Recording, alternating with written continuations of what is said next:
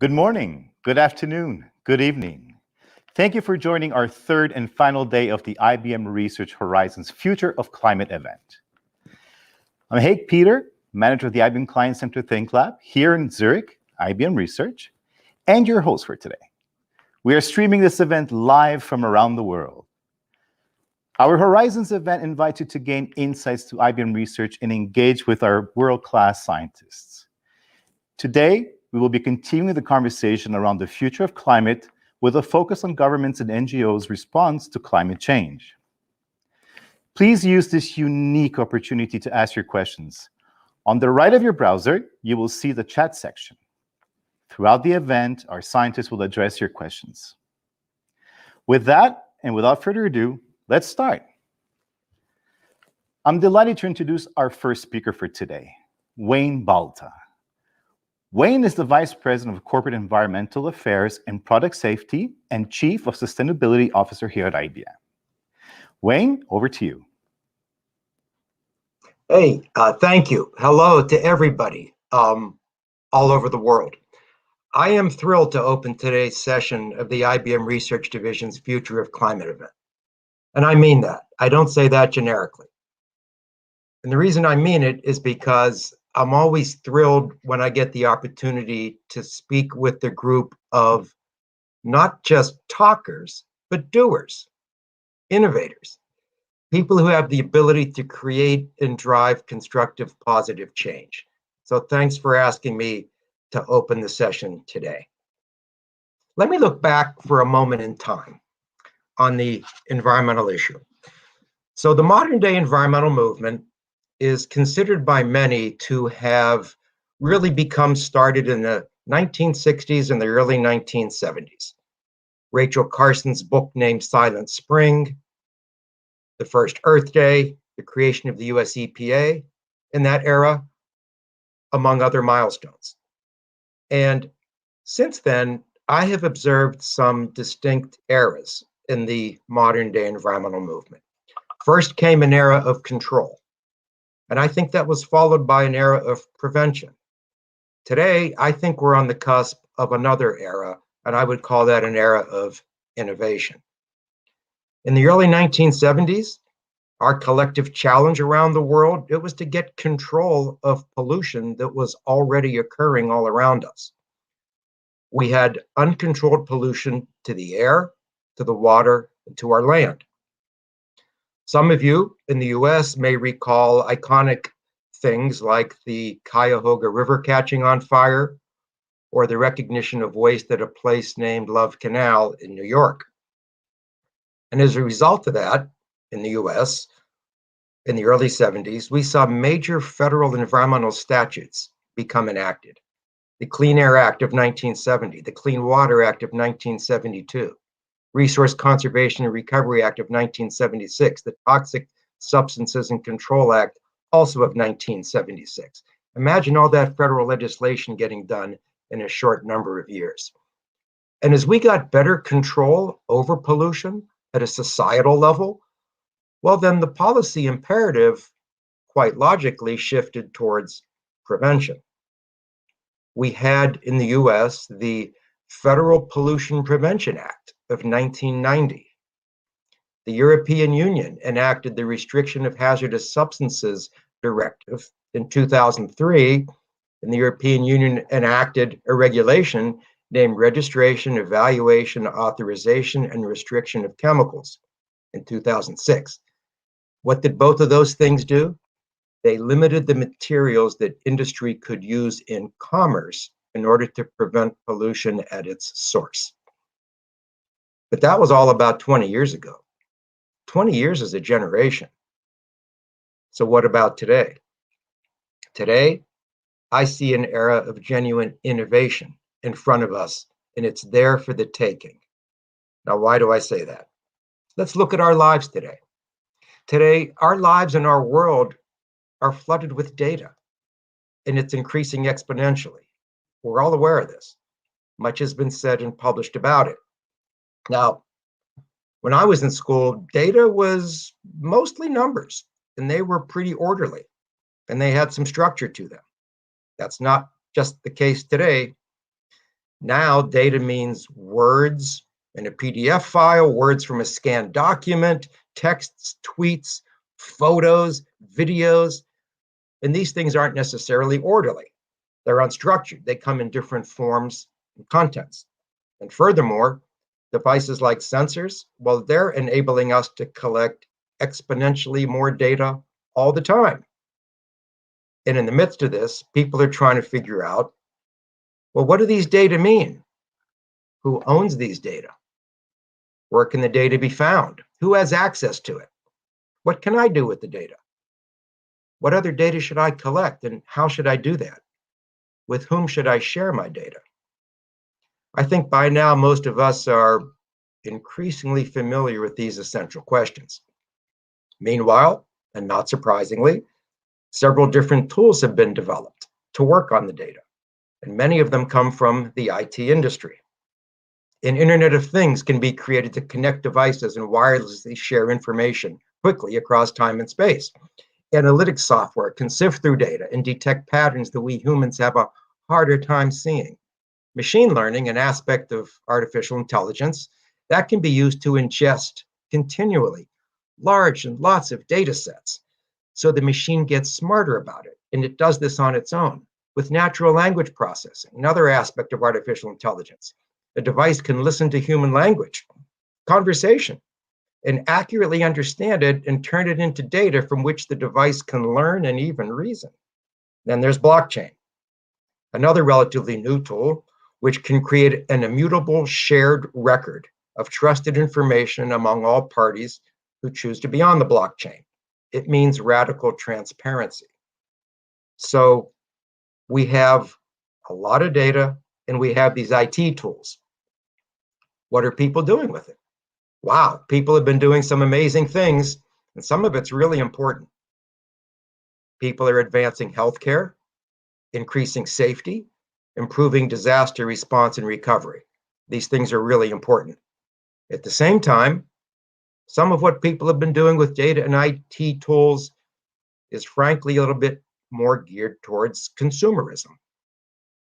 Open the garage door, dim the lights, play Freebird, whatever. My personal favorite, send me hundreds of advertisements for a bicycle just because I looked at a bike on a website or I spoke about it with my wife during dinner in our device-enabled home. Oh yeah, these are things that people have also been spending a lot of time on with data and IT tools, largely the luxuries of first world living. Now, I'm not suggesting there's anything necessarily wrong with that, but I do have this to say. Not enough people are using data in today's information technologies to repair and protect the environment and to address climate change. So my message is simple. There ought to be an emphatic call for these technologies to get applied to environmental problems with the same fervor and the same passion as they get applied to marketing things, selling things, and to the desires of individuals in their personal lives. And I think they will. And I think it'll be innovators like people on this call who make that happen. Take a look at some of the less desirable aspects of modern living. Plastic waste across our land and in our coastal oceans. Particles of pollution throughout the air of megacities.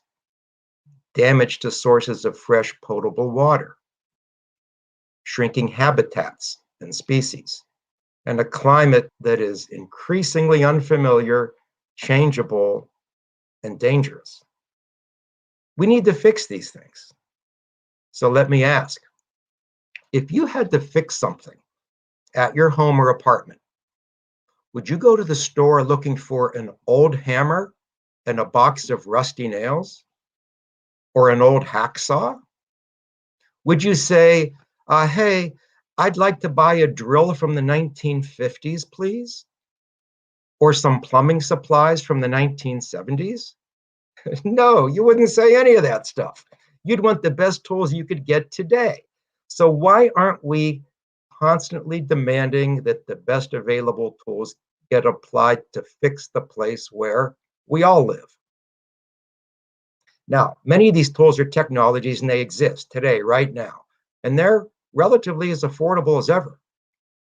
And I think many of the best and brightest people working in technology would really like to apply their PhDs in computer science to solving big problems that matter for many people, like carbon capture and removal, like integrating more electricity from renewable sources onto global electric grids.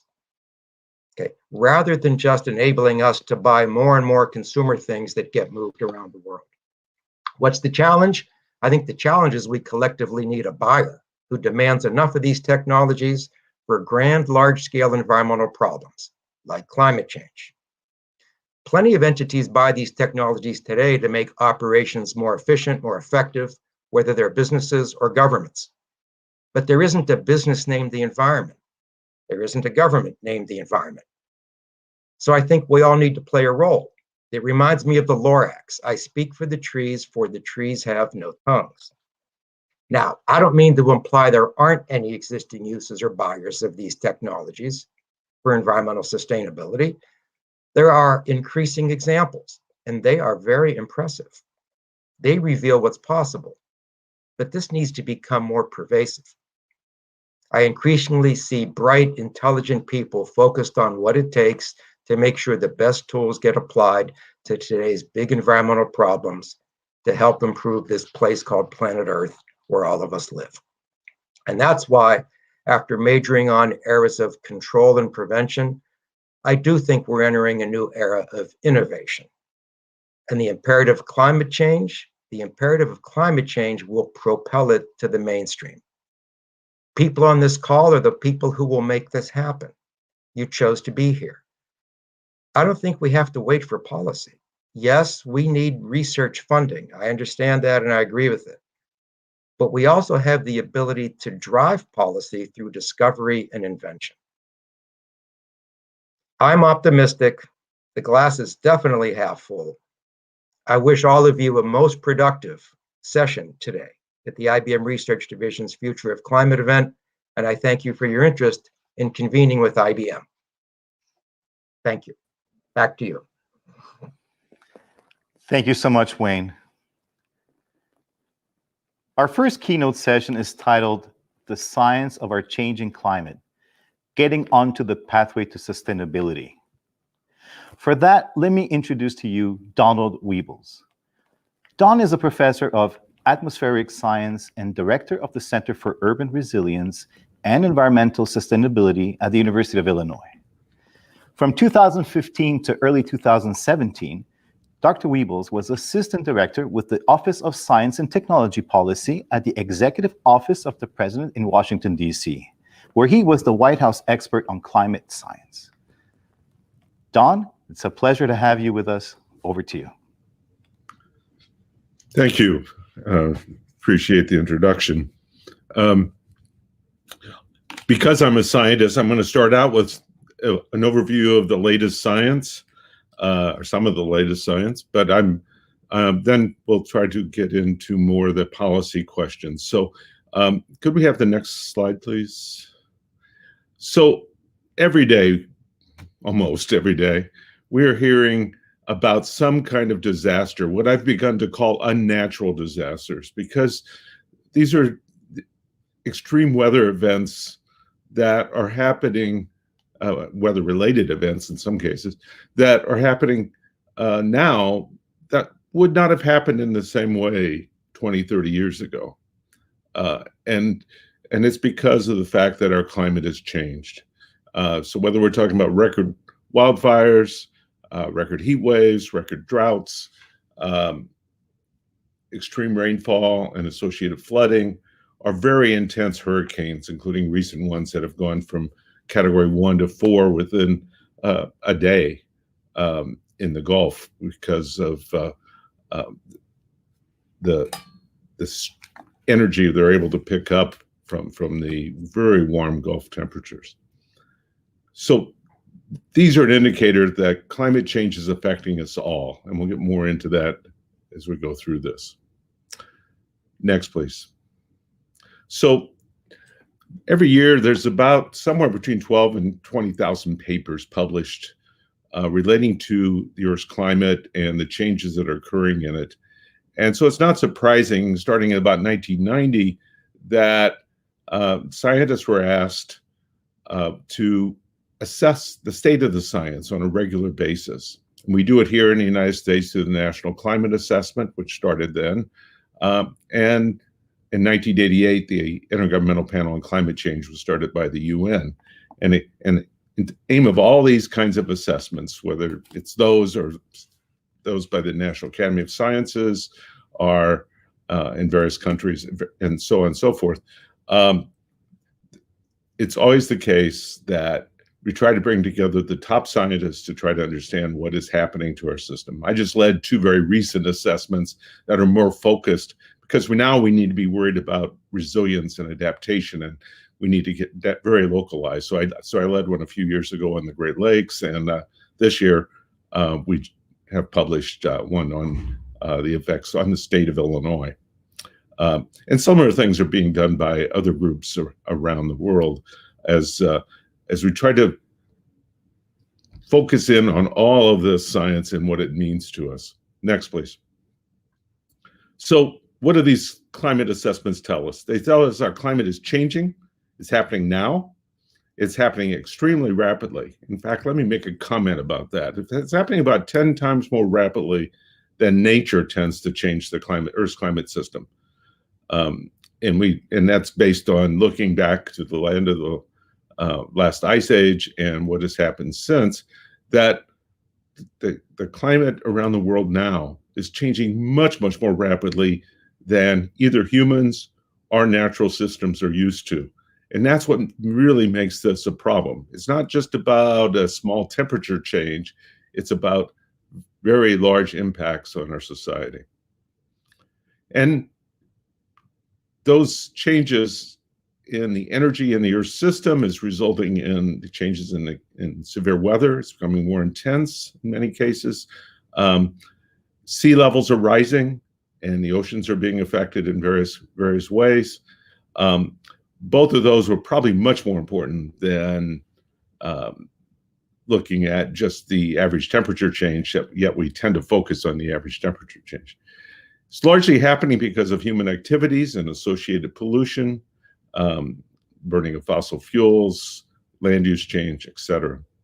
And one thing I can say for sure is the climate will continue to change over the coming decades because of what has been happening with human activities.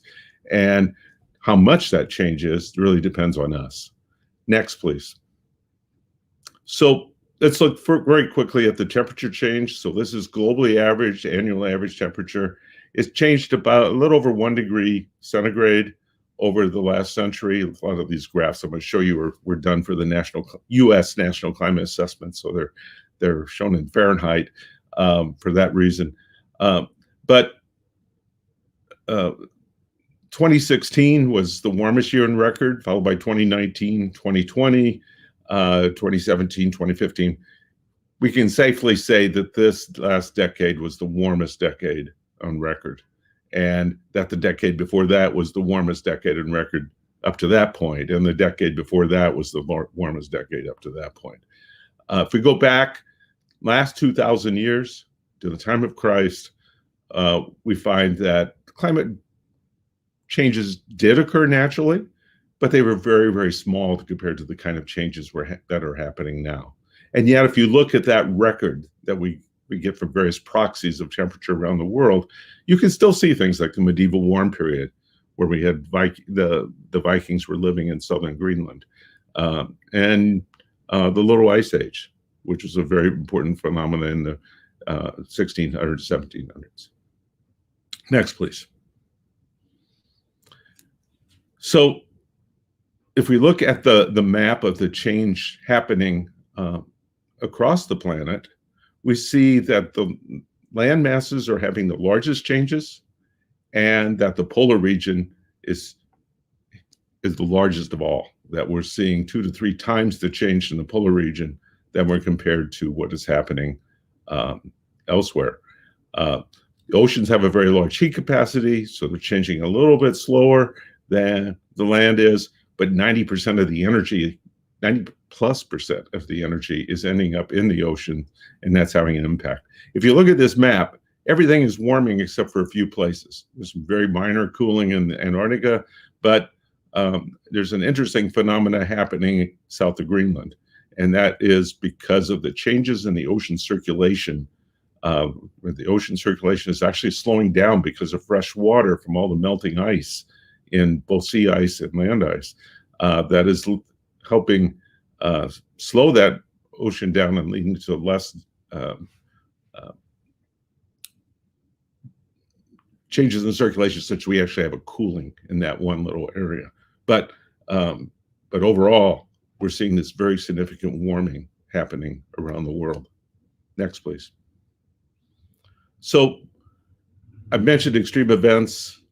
Heat waves are generally increasing in number of intensity. Cold waves are generally decreasing. Doesn't mean we don't have a cold wave once in a while. And in part, those can be related to climate change too, because of changes in the jet stream that are occurring, that sometimes being extreme cold down into things like Texas, like we saw this past winter. More precipitation is coming as larger events. I've published papers on that myself, and it very clearly shows that that is happening and throughout the world, and that the models are tending to underestimate actually how much that change is compared to observations. As a result, we're seeing an increased risk of floods in some regions, and we're also seeing an increased intensity of droughts in others where they're not getting as much overall rainfall. And wildfires are becoming a major problem, not only here in the US, particularly in the western half of the US, but also in many other parts of the world. We had major wildfires this summer in Greece, and watch out for what happens in Australia as they enter their summer, because they had really major wildfires last summer. And increasing intensity of hurricanes is expected, and there's some indications that maybe that's already happening. And I won't talk about tornadoes here. It's a little more complicated. Next, please. So one of the ways we know that humans, all of humanity, basically being affected by climate change is looking at severe weather events. In the US, the National Oceanic and Atmospheric Administration is tracking such events since 1980 and find as an ever-increasing number of such events, and they do take into account the GDP, et cetera, in doing this. So we've gone from a few events to now as many as over 20 events in a single year. And the net cost here to the American people is dramatic. But if we do the same thing globally, as has been done by a number of reinsurance company analyses, we find a very similar conclusion for the rest of the world as well. Next, please. Now, what is causing climate change? Many lines of evidence demonstrate that human activities, especially the emissions of what are called greenhouse gases, heat-trapping gases like carbon dioxide and methane, are primarily responsible for the observed changes in climate. For the period extending over the last century, there are no credible alternative explanations supported by the extent of the observational evidence. It's clearly not the sun. You still see that in media sometimes, that well, it's just the sun. No, it's not. The measurements clearly show that's not the case. And it's not natural cycles. There is no known natural cycles that can explain what we're observing now. And very, very large very large changes can only be explained, as shown in the graph on the right, by the effects of including the changing concentrations, emissions and concentrations of these greenhouse gases in the analyses that try to look at the Earth's climate system. Next, please. So to look at the future, scientists have developed a range of scenarios that we tend to look at. They range from a very low scenarios that try to say, well, we'll do enough to really hold the temperature change down extensively in the future, to what are almost business as usual continuing in the pathway we have been. We don't want to call any of these business as usual scenarios, but we do try to look at the situation where maybe we largely keep the overall impacts on climate continuing at a large extent. And that doesn't just require human activity. Some of the feedbacks actually can result in getting us to those very high scenarios. So I maintain that we need to keep looking at the higher scenarios like SBS, SSP 8.5, which is the highest here. Next, please. So if we look at these range scenarios, these are 5 of them, and the ones that have mostly been run by the models, the large climate models that try to analyze all the physics and chemistry and biology that's happening in the Earth system. The lowest case is 1.9, so SSP 1.9 is really aimed at trying to keep us below 1.5 degrees, which was a goal of the Paris Agreement. And in that case, the range in the models is 1.0 to 1.8 degrees centigrade by 2100. So, and the whole idea here is what can we maintain by 2100? For 2.0, which was the former UN goal, and also is also discussed extensively in the Paris Agreement, gives us an average of about 1.8 degrees from the current models. These are the very latest models from the latest IPCC assessment. And the higher scenarios then go up to 2.7 on average, 3.6 or 4.4. Now, those don't sound like a lot. I've had a number of people tell me, oh, who cares if we just have a change of a few degrees? Well, to give you an indication, the last ice age was about 5 to 6 degrees centigrade colder than now, 10, 11 degrees Fahrenheit. And that resulted in thousands of feet of ice above where I'm sitting. And depending on where you're at in the world, it really had a dramatic effect, especially on the Northern Hemisphere. And it was a very different climate than humanity has ever experienced. And it's not all that far different as a cooling relative to this kind of warming. So we have not experienced this kind of level of warming. And it will really play havoc with our society because our society is adapted to the climate we have now, or have had in the recent past. Next, please. So if we take those scenarios for emissions and then we put them into the models, and we can look at the global changes. And in this case, rather than looking at the time rate of change of the model, we're just going to take a look at what if you did have a world by 2100 that was 1.5 degrees, or 2 degrees, or 4 degrees, and currently we're at 1 degree. We continue to kind of follow the same pathway, that the largest impacts are on land compared to the oceans, and that the largest impacts overall are at high latitudes, especially in the Arctic. And the larger the global change, the larger those impacts will be in those particular areas. Next, please. If we look at precipitation, similar kind of following the same path as the way we are currently seeing trends, that generally the wet are getting wetter and the dry are getting drier. That isn't totally true, but we're seeing significant patterns in the changes in precipitation that are likely to continue as we look towards the future, and depending on which of those particular scenarios we follow determines the intensity of that change. Next, please. So we're corresponding to those changes in temperature and precipitation or increasing impacts from severe weather, like I mentioned before. More precipitation is likely to come as even larger precipitation events when it does rain or snow. At the same time, other areas are going to see major droughts. And so, and heat waves are going to continue to increase, et cetera.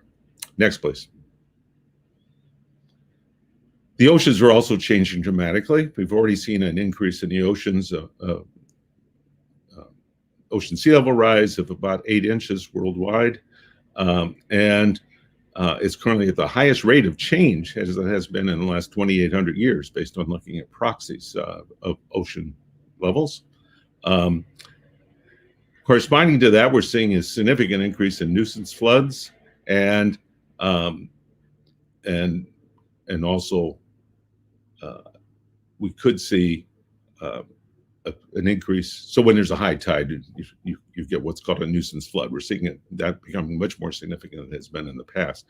By the end of the century, we could see up to another meter of change. Somewhere between a half a meter and meter is likely, but we can't for sure say, because of things, some things, instabilities, particularly in Antarctica, in the Western Antarctic ice sheet, that couldn't be higher than that. It could be up to 2 meters almost by the end of the century, and 1 meter would be devastating.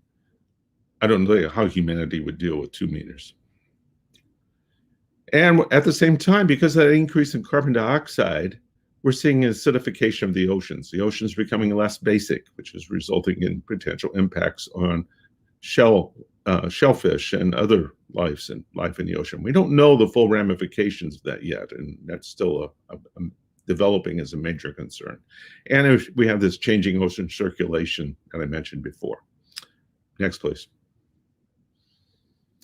Sea levels will continue to rise, though, beyond 2100, and the analysis in the new IPCC assessment, said, depending on which scenario we follow, says, it could be as much as 7 meters by 2300. That's, just unfathomable in terms of what that would mean to humanity. Next, please. So what can we do? There are only 3 real options at this point. Mitigation, taking measures to reduce the emissions that are driving these changes. Adaptation, taking measures to reduce the impacts, adverse impacts on our society and on ecosystems. Or we can suffer. And right now we're doing a little bit of all 3. So to minimize suffering, that can only be achieved by doing a lot of mitigation and a lot of adaptation. There is a 4th possibility, and that's to use geoengineering. And I didn't want to get into that much here, but the removing of carbon from the atmosphere at this point is just too expensive. So that doesn't really seem feasible on a large scale yet. Maybe it will be by the end of the century. In fact, some of the scenarios depend on it. And the other is that we reflect sunlight in various ways, or cause a cooling effect in some ways by various options, putting sulfur dioxide in the upper atmosphere, example, and which reflect the sulfuric acid particles would then reflect sunlight. And that and we really don't know enough about what kind of impacts those kind of geoengineering would have, and I get very worried about trying to play around with Mother Nature in terms of trying to how we solve a problem that we've caused because of our own emissions. Next, please. So the Paris Agreement was signed in December of 2015 while I was at the White House, and all the nations have joined it. The U.S. withdrew for a while and is now back in it, and it calls for what are called intended nationally determined contributions from each country towards reducing the emissions, and that's just that. It's a contribution. It doesn't mean that there is real action being taken worldwide to prevent the kind of changes that could occur. And right now, what is planned up to 2030 is really insufficient to make much of an impact. If we're going to get down to 1.5 degrees centigrade or 2 degrees centigrade, we have to have much larger emission reductions than what that version of the Paris Agreement calls for. I'm hoping that the meeting later this year will start to put us on the pathway to getting the kind of emission reductions that need to really happen. Next, please. So I look at the Paris Agreement as establishing a bridge between the policies and the science, so that we can have climate neutrality before the end of the century. Next, please. So I want to very quickly look at what other options we have looking forward, including ourselves. So as you looked at those scenarios I showed you, we need to get a decrease in emissions by mid-century of 20 to 30 terawatts of energy, and yet allow for energy production in the world to increase. And so the low carbon contributions, the renewable emissions, right, as projected right now, are just way too small to achieve that. So how can we try to actually change that? And I'm going to take a look at that in a few minutes. Next, please.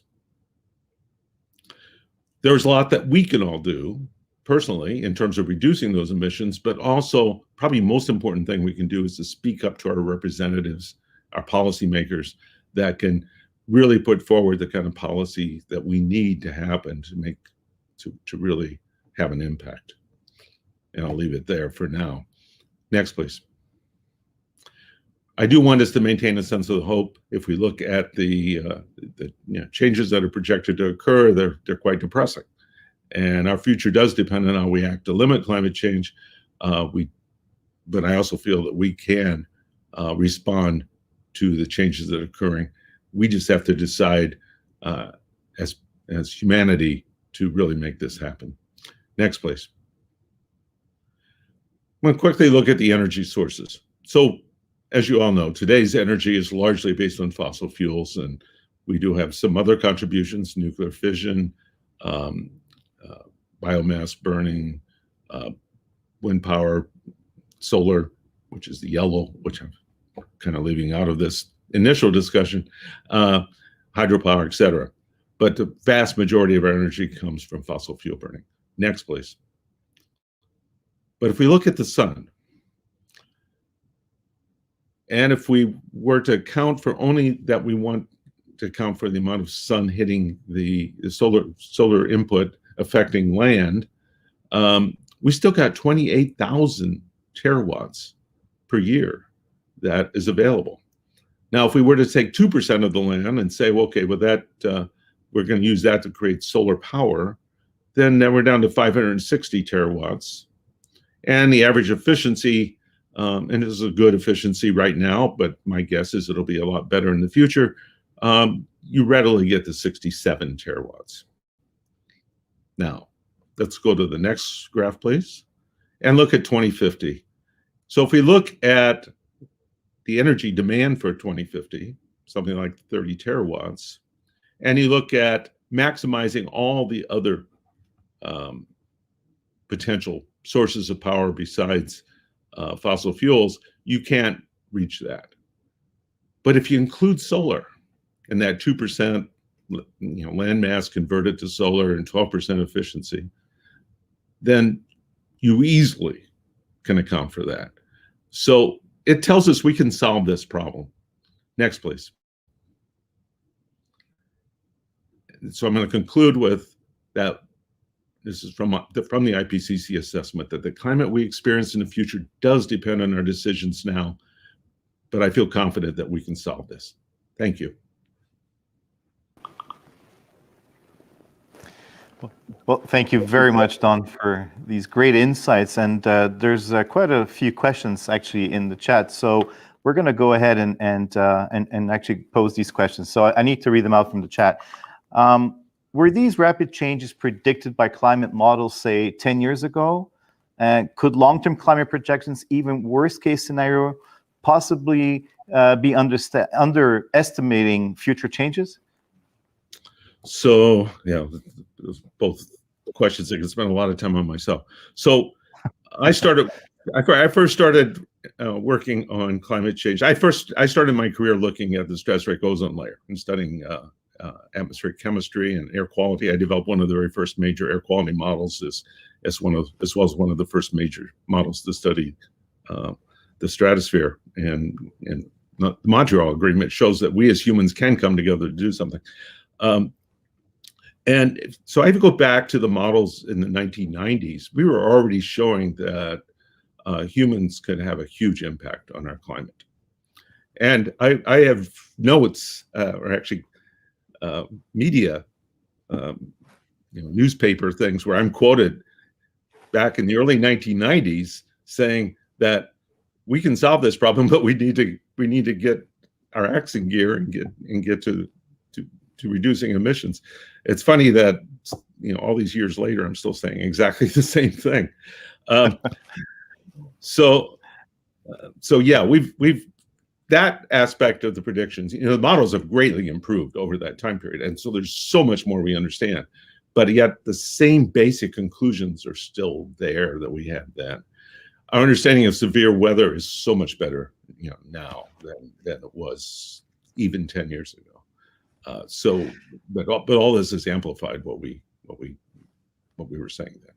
Okay. Well, Don, could long-term climate projections, even worst-case scenario, possibly be underestimating future changes? This was another question, actually. So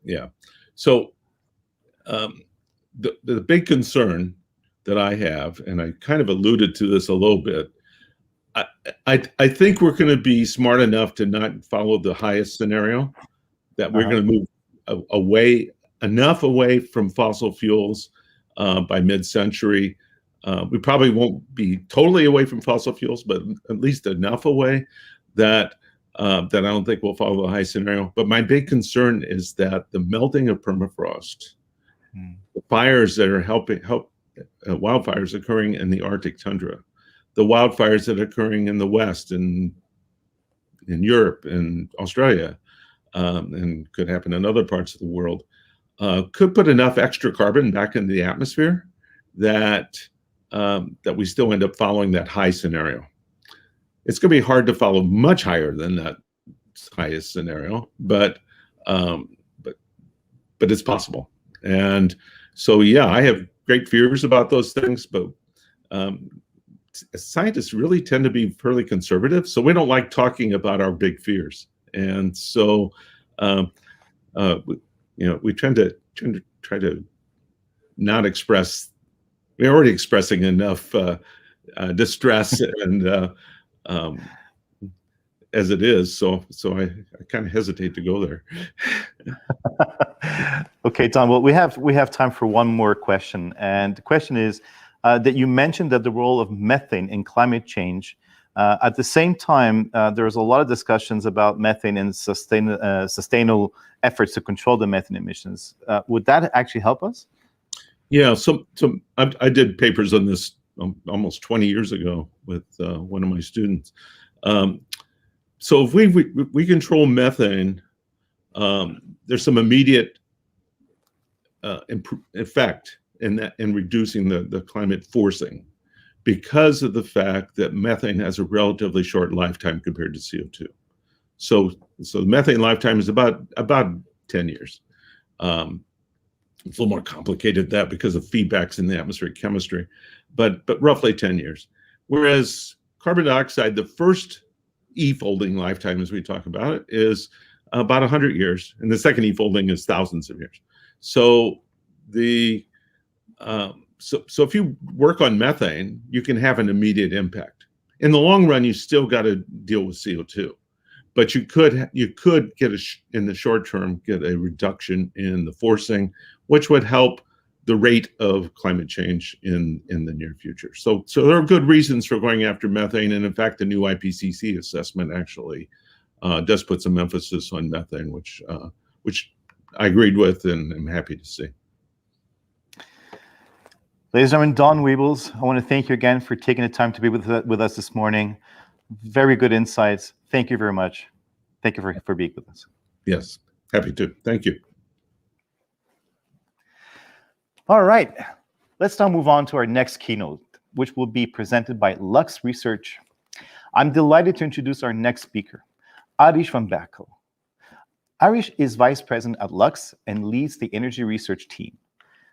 Arish and his team provide strategic insights in the rapidly changing landscape of energy supply to mobility, residents, and industry. With that, let me hand it over to Arish.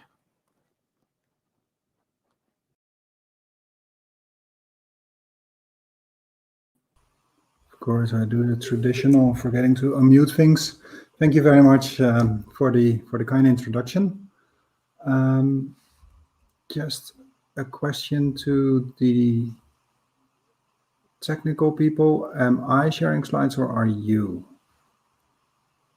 So you are sharing, I believe. Okay, good. So I can control my own slides. So thank you Yeah. and welcome. And thank you, Don, for a wonderful and pretty scary overview. And that's actually where I want to start, where you left off, right? If we believe all that, and I think the majority of people do take the IPCC reports very seriously, then of course the question is, why don't we do more? This is really serious, isn't it? So why is climate policy so far behind? Why are those nationally defined contributions to the Paris Agreement lagging behind what's actually needed? And how can we change that? And that's what I wanted to talk about. And what you'll find is that it has a lot to do with the triple helix, or maybe even a different helix. And climate policy is not a matter of governments alone.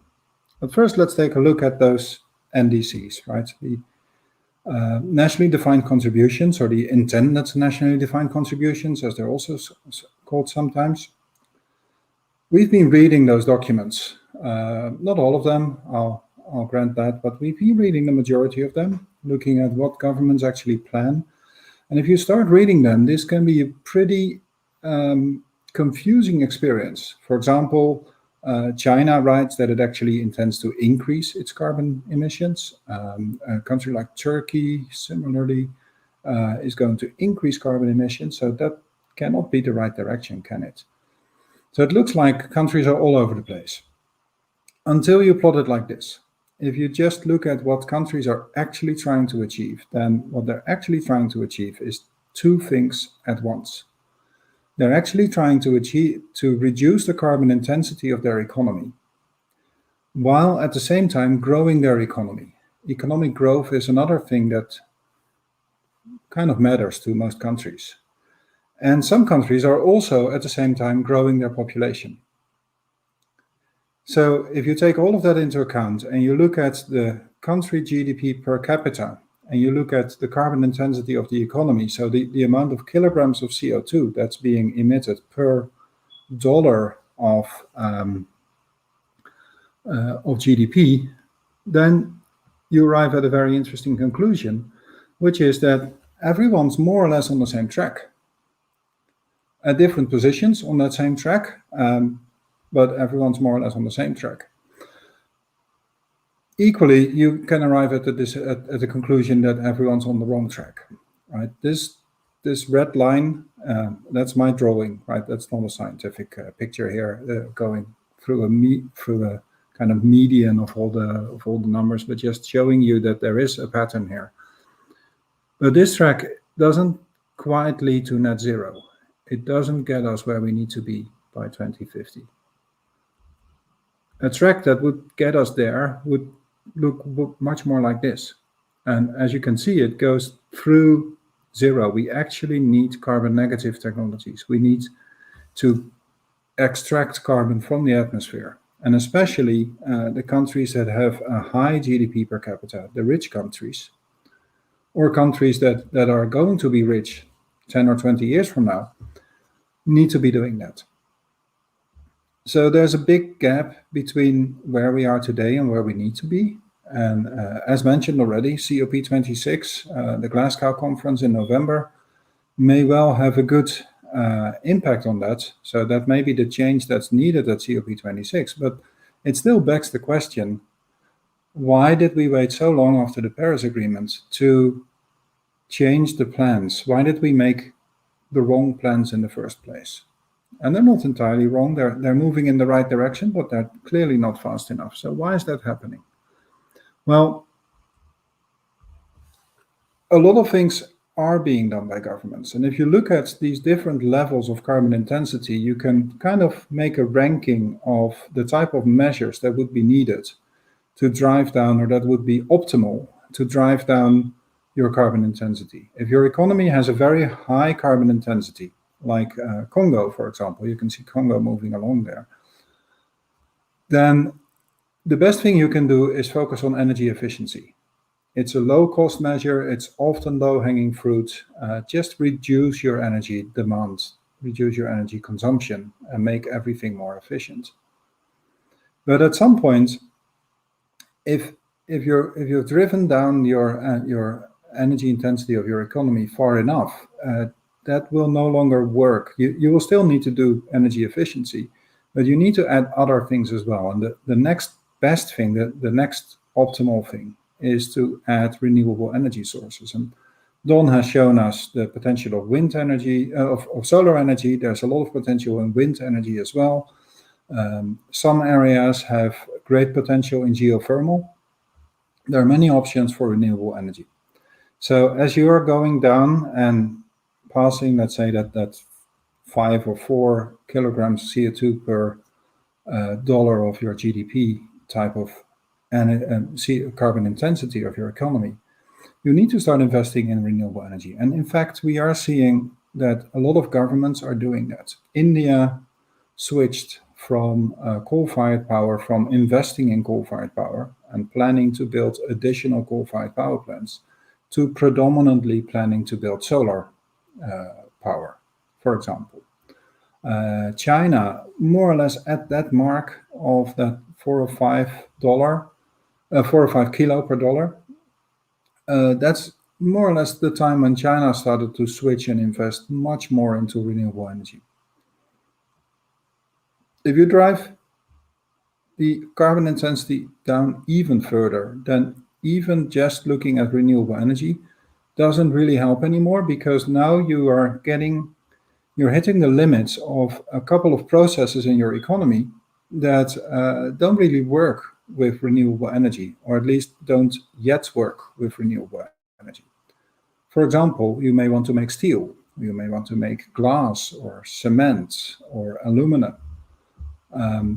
Lots of those processes naturally, inevitably at the moment, the way they are designed means that they are going to emit CO2. But you can change those processes, and there's a lot of developments going on already, and that's where you need to introduce electrification. The first step of electrification in many countries today, of course, is introducing electric vehicles. And you can see that already happening, and you can see that countries have now also announced policies to prohibit the sale of non-electric vehicles, of internal combustion engine-based vehicles. In some cases as early as 2035. UK is an example. So, and of course, you need to start investing in carbon capture, utilization, and storage. So there's a merit order to these type of investments, and the interesting thing is governments are actually acting on all of these different investments, but they're not acting swiftly enough. They could do a lot more, or could they? And I think that's an important realization. If you look at regulation, regulation is actually opportunistic. Regulation requires an opportunity to regulate. Let me give you one simple example. Nowadays, there are quite a few countries that have some policy in place, either to incentivize the use of electric vehicles or even to completely prohibit the use of internal combustion engine vehicles after a certain date. Not right now, but these are quite drastic and quite ambitious policy measures, and they're really quite drastic. You could imagine that people could get angry over those. How come they're in place now? Well, it's because, of course, Tesla created the opportunity. If there are no credible electric vehicles on sale, if there's no if no one can imagine that in 2035 you can actually go to a garage and buy an electric vehicle, then no government is going to publish a policy that is going to prohibit the use of the other type of vehicles.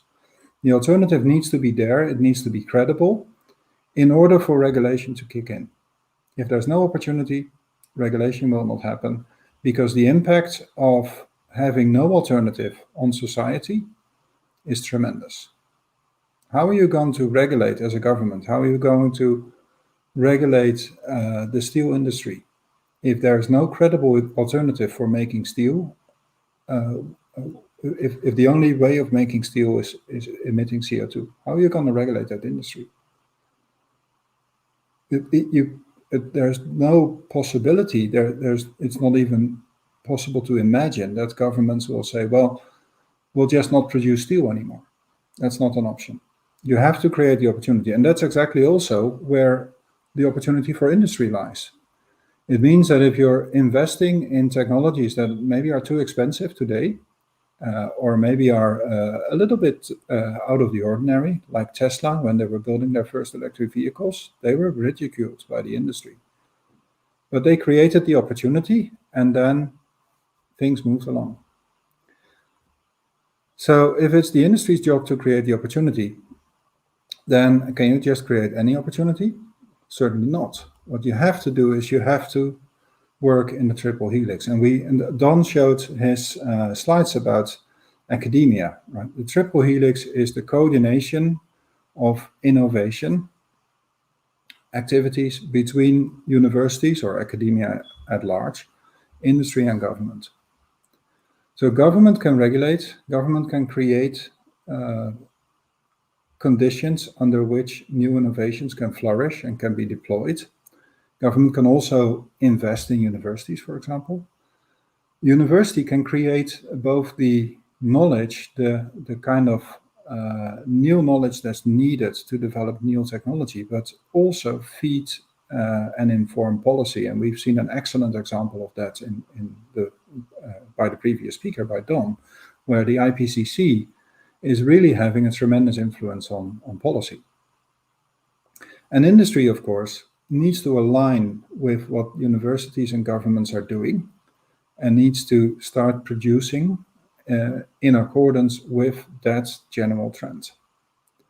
And in fact, nowadays, even though triple helix has proven to be a very strong innovation theory, in particular for system changes, for transformational changes in society, I think nowadays you actually need to talk about the quad helix.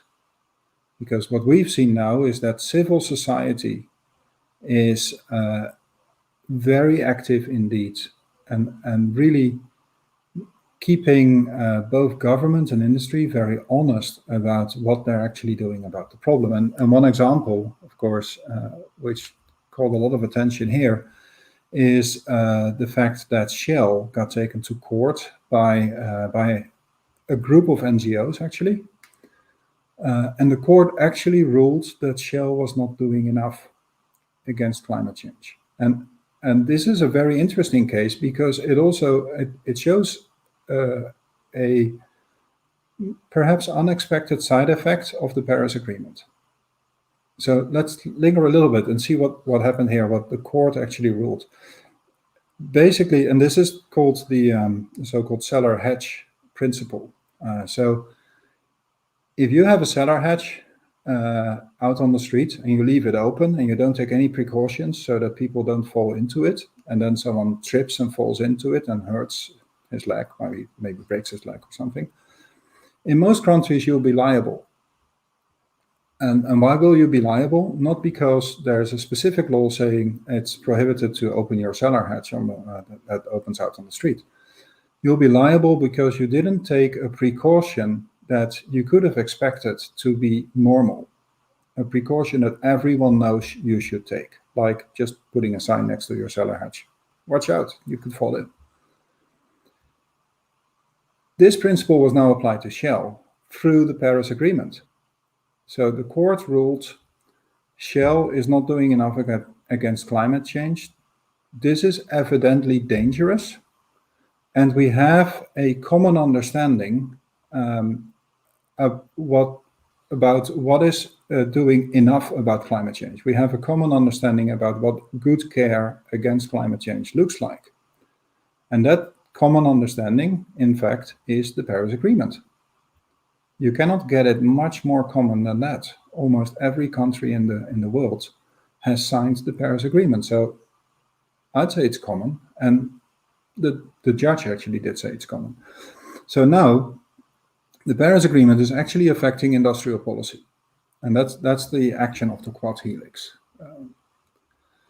So let me finish by sharing some examples of creating opportunities.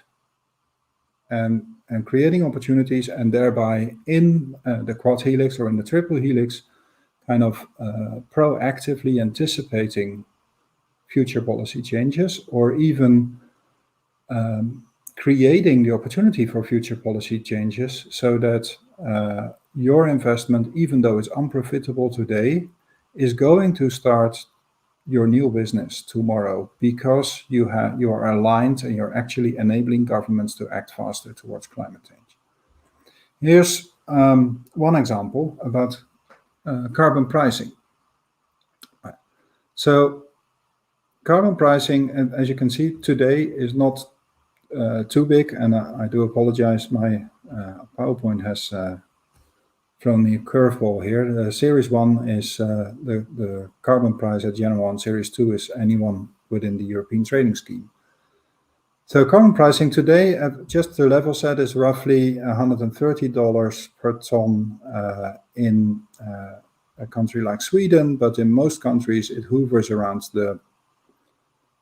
between $30 and $50 per ton, perhaps. Now, the ETS, for example, is a system where the EU is priming the system every year with so-called carbon allowances. And if you are a certain type of company, basically a company that has big enough CO2 emissions, you need allowances in order to emit CO2. So you start the year with 0 allowances for that year, but then the EU will release allowances and will auction allowances to you, which is priming the system. And at the moment, this year, there are 38 million allowances. So that's an allowance for 38 million tons of CO2 to be emitted. So the system is primed, the allowances are auctioned off, you can trade those allowances at will, and in any way you want, essentially. So if you just want to do a bilateral deal, one-on-one deal with a neighboring company, you can do that. If you want to auction them off, right, you got some allowances from an auction, you want to sell some allowances, maybe because your production got more energy efficient this year, so you don't need everything that you bought initially, so maybe you want to sell some. You can do all of that in any way you like, and it's kept, there's a registry that keeps track of it. And at the end of the year, the registry will look how much CO2 you actually emitted that year. That's something that you will need to submit to the registry, of course, with independent verification. The registry will look at the allowances that you have. All of the allowances that the allowances are matched with your emission. If you have more allowances than you actually emitted, then the surplus is just gone, it disappears. If you have not enough allowances, then you have to pay a fine, and the fine currently is €100 per ton. So that puts a ceiling to the CO2 price as well. Today, CO2 prices are around €55 per ton in this system. And what will happen, and this is in the triple helix, what is the general expectation in the system?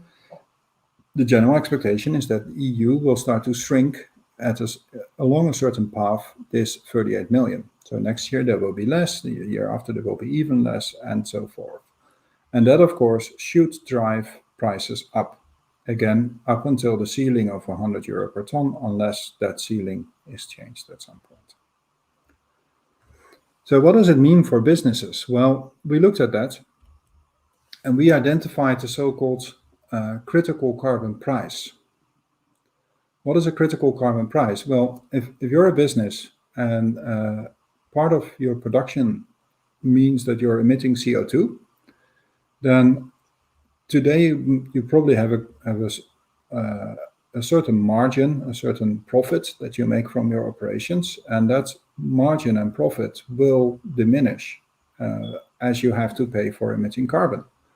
So you can imagine that as the price of emitting carbon is going to increase, your profit is going to decrease, and there will be a price where your profit will have gone completely.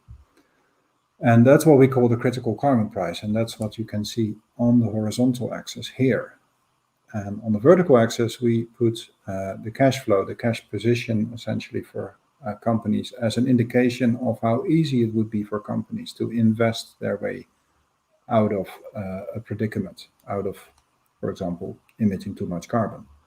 You can see all the different industry sectors here. Essentially, anyone who's in this box, and in this box, you have a lot of steel companies, you have a lot of aluminum companies, a couple of fertilizer companies, the occasional utility, not much. So there's one or two utilities that predominantly own coal-fired power. They're in trouble. And one or two oil and gas companies. Those companies are extremely vulnerable to CO2 pricing, and they need to act now. And the other thing that's important to note about those companies is they cannot rely on carbon capture and storage. They need to truly decarbonize their process, because even carbon capture and storage is too expensive for them. And that's why we put this line here at $200. That's roughly beyond the $200 critical carbon price. Those companies can afford carbon capture and storage. Whether that's desirable or whether governments will permit it, that's an entirely different story, and I won't go into that today. But they have a way out. They can tell themselves, at least, we don't need to decarbonize, we just need to build a carbon capture unit. But these companies cannot, and that's why you see a lot of those companies acting now. So you see steel companies are very actively investing in hydrogen, green hydrogen, in order to completely replace their blast furnaces. Swedish Steel is demonstrating a unit today that will turn iron ore into steel without using any cokes or anything carbon related, just using hydrogen, and in this case, green hydrogen. Fertilizer companies, likewise, are investing to get away from emitting carbon, and they're looking to invest in green hydrogen to produce green fertilizer. Aluminum companies are looking to get away from carbon-rich sources of electricity and maybe co-site with hydropower or co-site with geothermal power, or maybe even buy green electricity or green credits or even carbon offsets. So I won't talk about oil and gas companies. That's an entirely different story. Of course, they have some other issues in their business model in terms of climate change, of course. So you can see there's a group of companies that really has an urgent need that cannot afford to switch to carbon capture. Cement companies is another one where cement companies are actively working to reabsorb CO2 that they emitted during the production of cement. And it's inevitable that they cannot do what the steel companies are doing, because the chemistry of cement making prescribes that you will emit CO2. If you don't emit CO2, you're not making cement, period. So no cement if you're not making CO2. But you can reabsorb the CO2 in the cement. And so they're trying to do that. So all of these companies are creating opportunities. Now, there's a necessity for them to create opportunities, clearly, because they can see that already at current carbon pricing, they have an issue.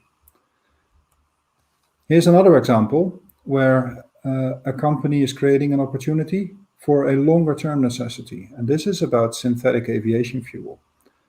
So again, we know the policy backdrop is we nowadays really like electric vehicles. And again, you can have a whole debate about batteries and recycling and lithium and all that, but let's say we really like electric vehicles. What it means is, in about 20 years, a whole lot less people will be buying diesel and gasoline, which means that a whole lot of refineries will really be in trouble, which means that those refineries will no longer be producing gasoline and diesel, but they will also no longer be producing aviation fuel, which is an issue because the airplane you buy today as an airline will still hopefully be operational 20 years from now or even 30 years from now. So that thing needs aviation fuel. Where are you going to get it?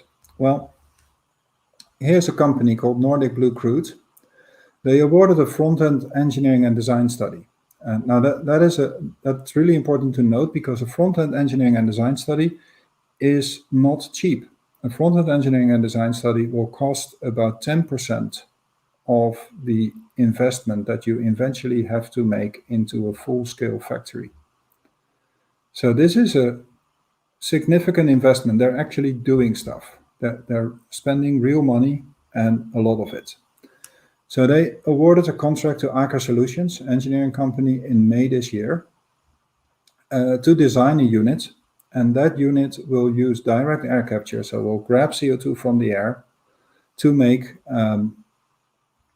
aviation fuel by combining it with hydrogen, and the hydrogen will be produced from hydropower, so it's renewable hydrogen from renewable electricity.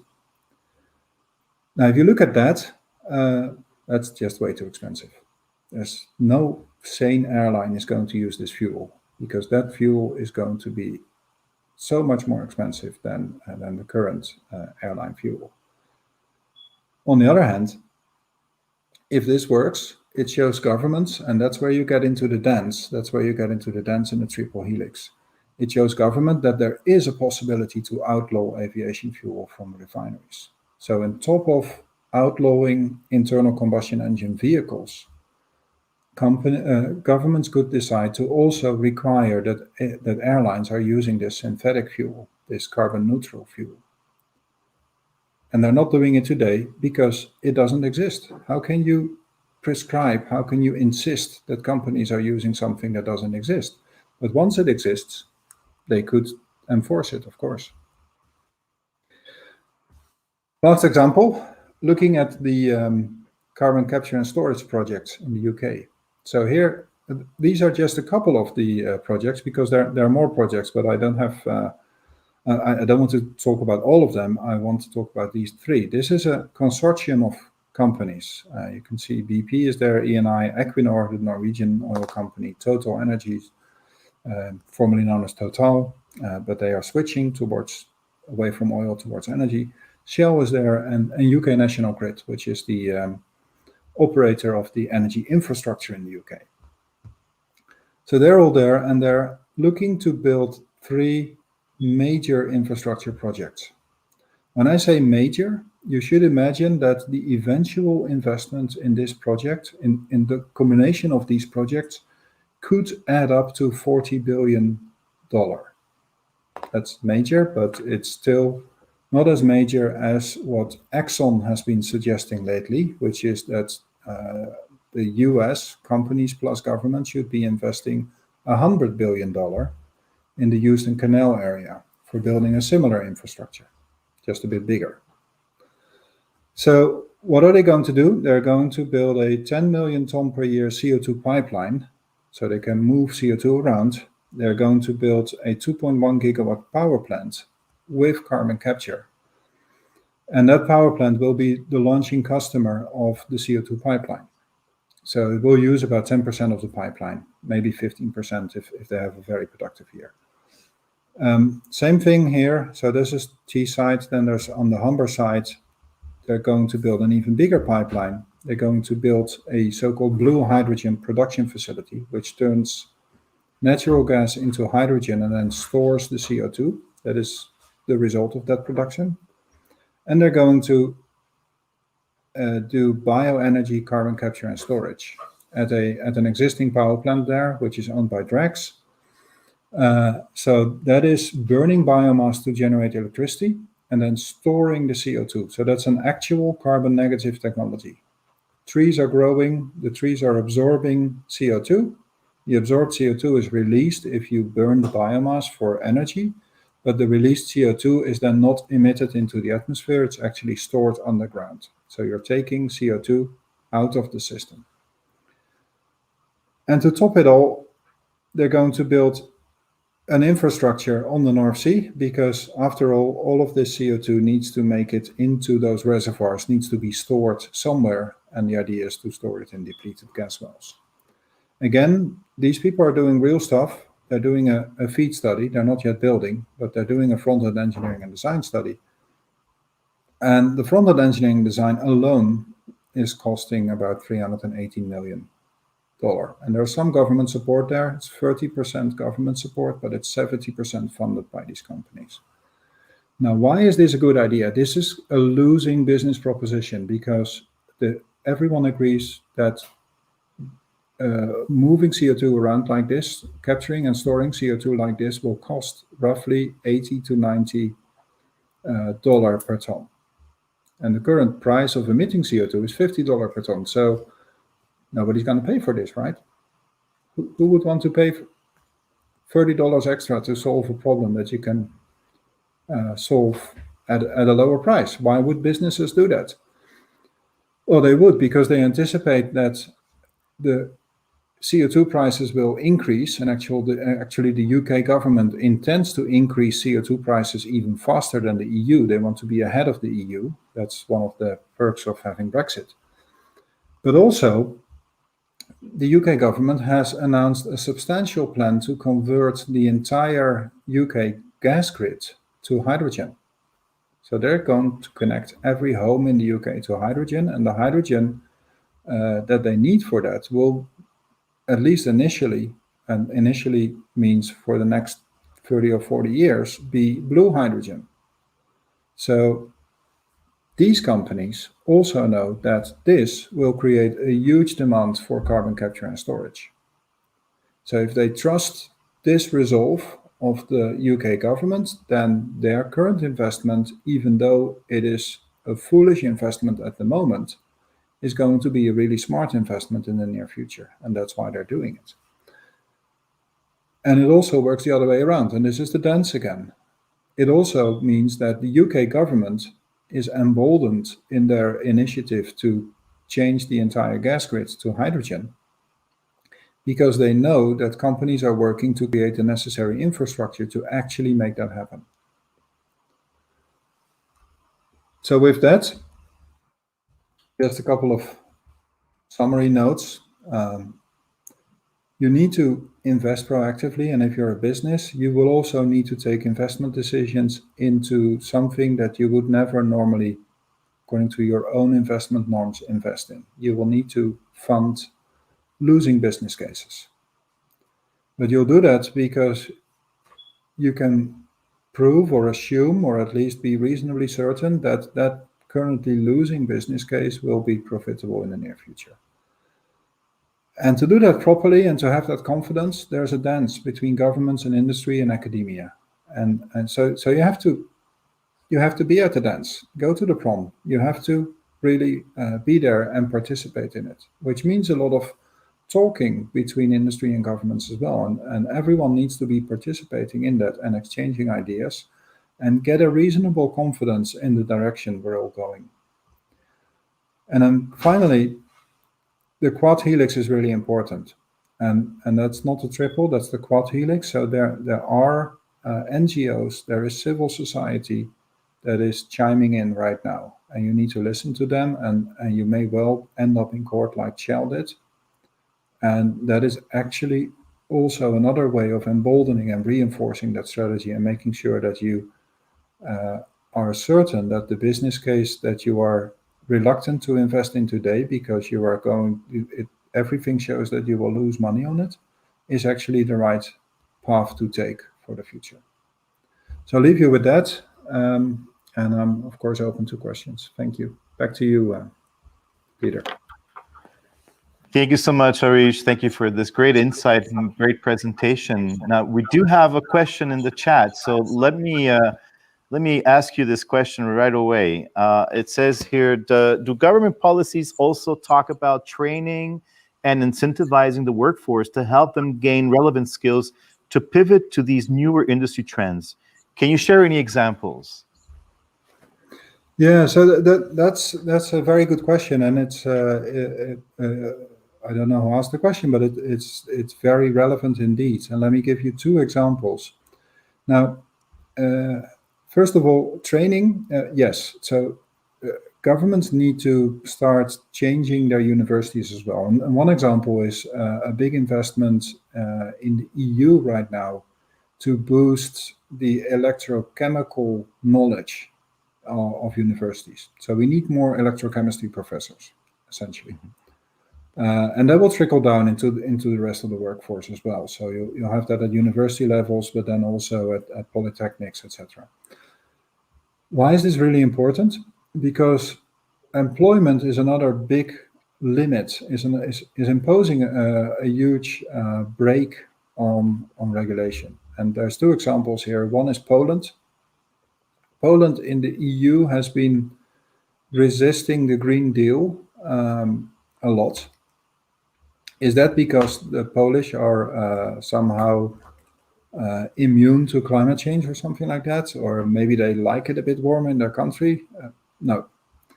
The problem there is Poland has still a substantial reliance on coal mining. And if we're going to change that within less than a generation, within 15 years. So, and that means you're putting all of those people out of work. And that's a big problem. And that's a big problem that one should not neglect. We need a solution for that problem. So Poland is willing to move if they can figure out what all of those people are going to do. And that's the problem we're trying to solve right now. You need to have those other skills, and you need to identify what kind of retraining you can provide to those people.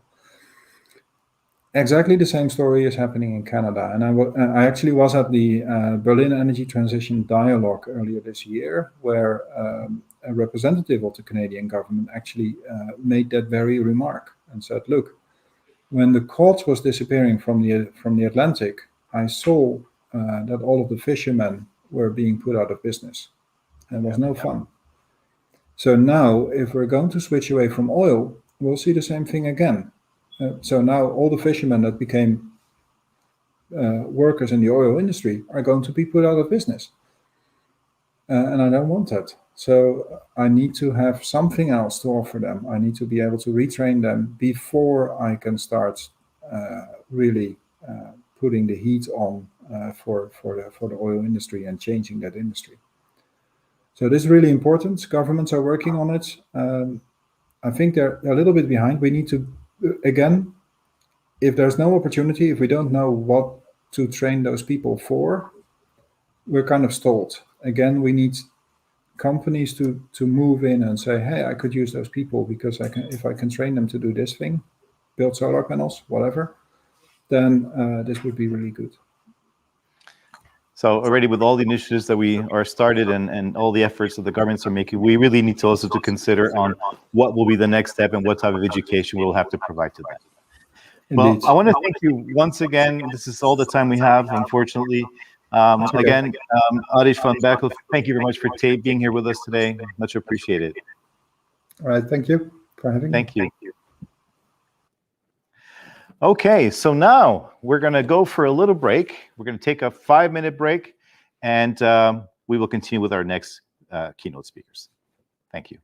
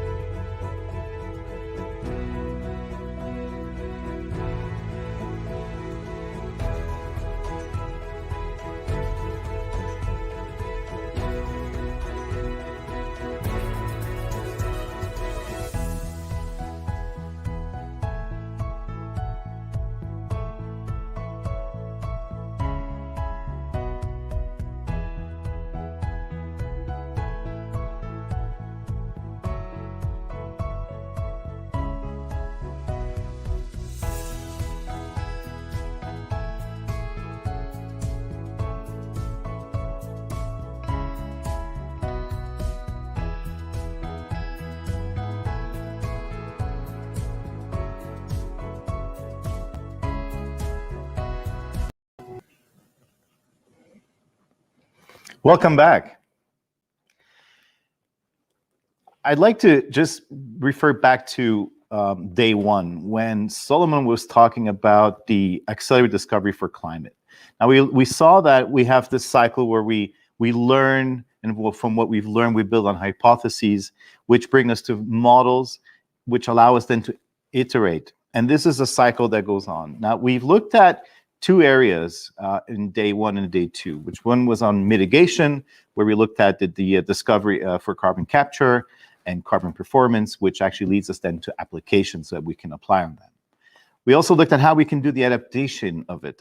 And here we looked at analytics on the climate impact, the climate informatics, and climate-aware applications. Now, this leads us very nicely into our next session, which will talk about carbon performance innovations, which is presented by a team of climate researchers we heard on day one with Shantanu. So I would like to hand it over now for the next presentation to Shantanu. Good morning. My name is Shantanu Godbole, and I am a Senior Manager and Theme Lead for IBM Research's Future of Climate initiative. Today, I will talk to you about enterprise carbon performance. Climate change is turning out to have a double whammy effect on enterprises. Enterprises cause climate change primarily due to their greenhouse gas emissions, more generally called just carbon emissions, but they are also affected by climate change when severe extreme weather events happen. The two main technological strategies for combating climate change are mitigation and adaptation. In our talk today, we will focus on mitigation. If you look at carbon responsibility and the aim that organizations are setting themselves to decarbonize and reach net zero emissions in, say, 10 years' time or 20 years' time, based on the complexity of the organization, this has become a movement all over the world. There is increasing consumer, regulatory, and investor pressure to act on enterprises now. When I say enterprises, I'm covering built infrastructure, assets, and the supply chains that these enterprises are part of and responsible for. Look at some of these announcements from the EU, which is, for example, phasing out palm oil from transport fuels. Look at the investment world, where big companies like BlackRock are taking voting action against companies which are not doing enough to cut down their emissions and combat climate change. Many companies are also being put on notice and being asked to pull up their socks when it comes to decarbonization. Very big enterprises like Walmart have started Project Gigaton, which aims to eliminate 1 gigaton of greenhouse gas emissions from their supply chains by 2030. What are some of the main questions that these enterprises across industries are worrying about when it comes to decarbonization? First, they're asking, how do I accurately report my emissions? How do I incentivize my vendors, partners, and suppliers to report their own emissions? And how do I, for example, bridge the carbon label gap between my suppliers and my consumers? Let us break carbon emissions down in terms of the organization's carbon footprint. This is something which is very well understood, but it is worth spending a few seconds on. An organization's carbon footprint can be broken down into what are called 3 scopes. This is as per the greenhouse gas protocol's definition that we follow and we implement throughout the rest of our work. Scope 1 is the direct emissions that an enterprise is responsible for by assets, vehicles actually owned by the enterprise. For example, these are fugitive emissions, these are mobile combustion emissions, and stationary emissions. Next is scope 3. These are indirect emissions of the enterprise, which come from the purchase and use of electricity, steam for heating and cooling purposes, whether in your office buildings or in your factories and process plants, etc.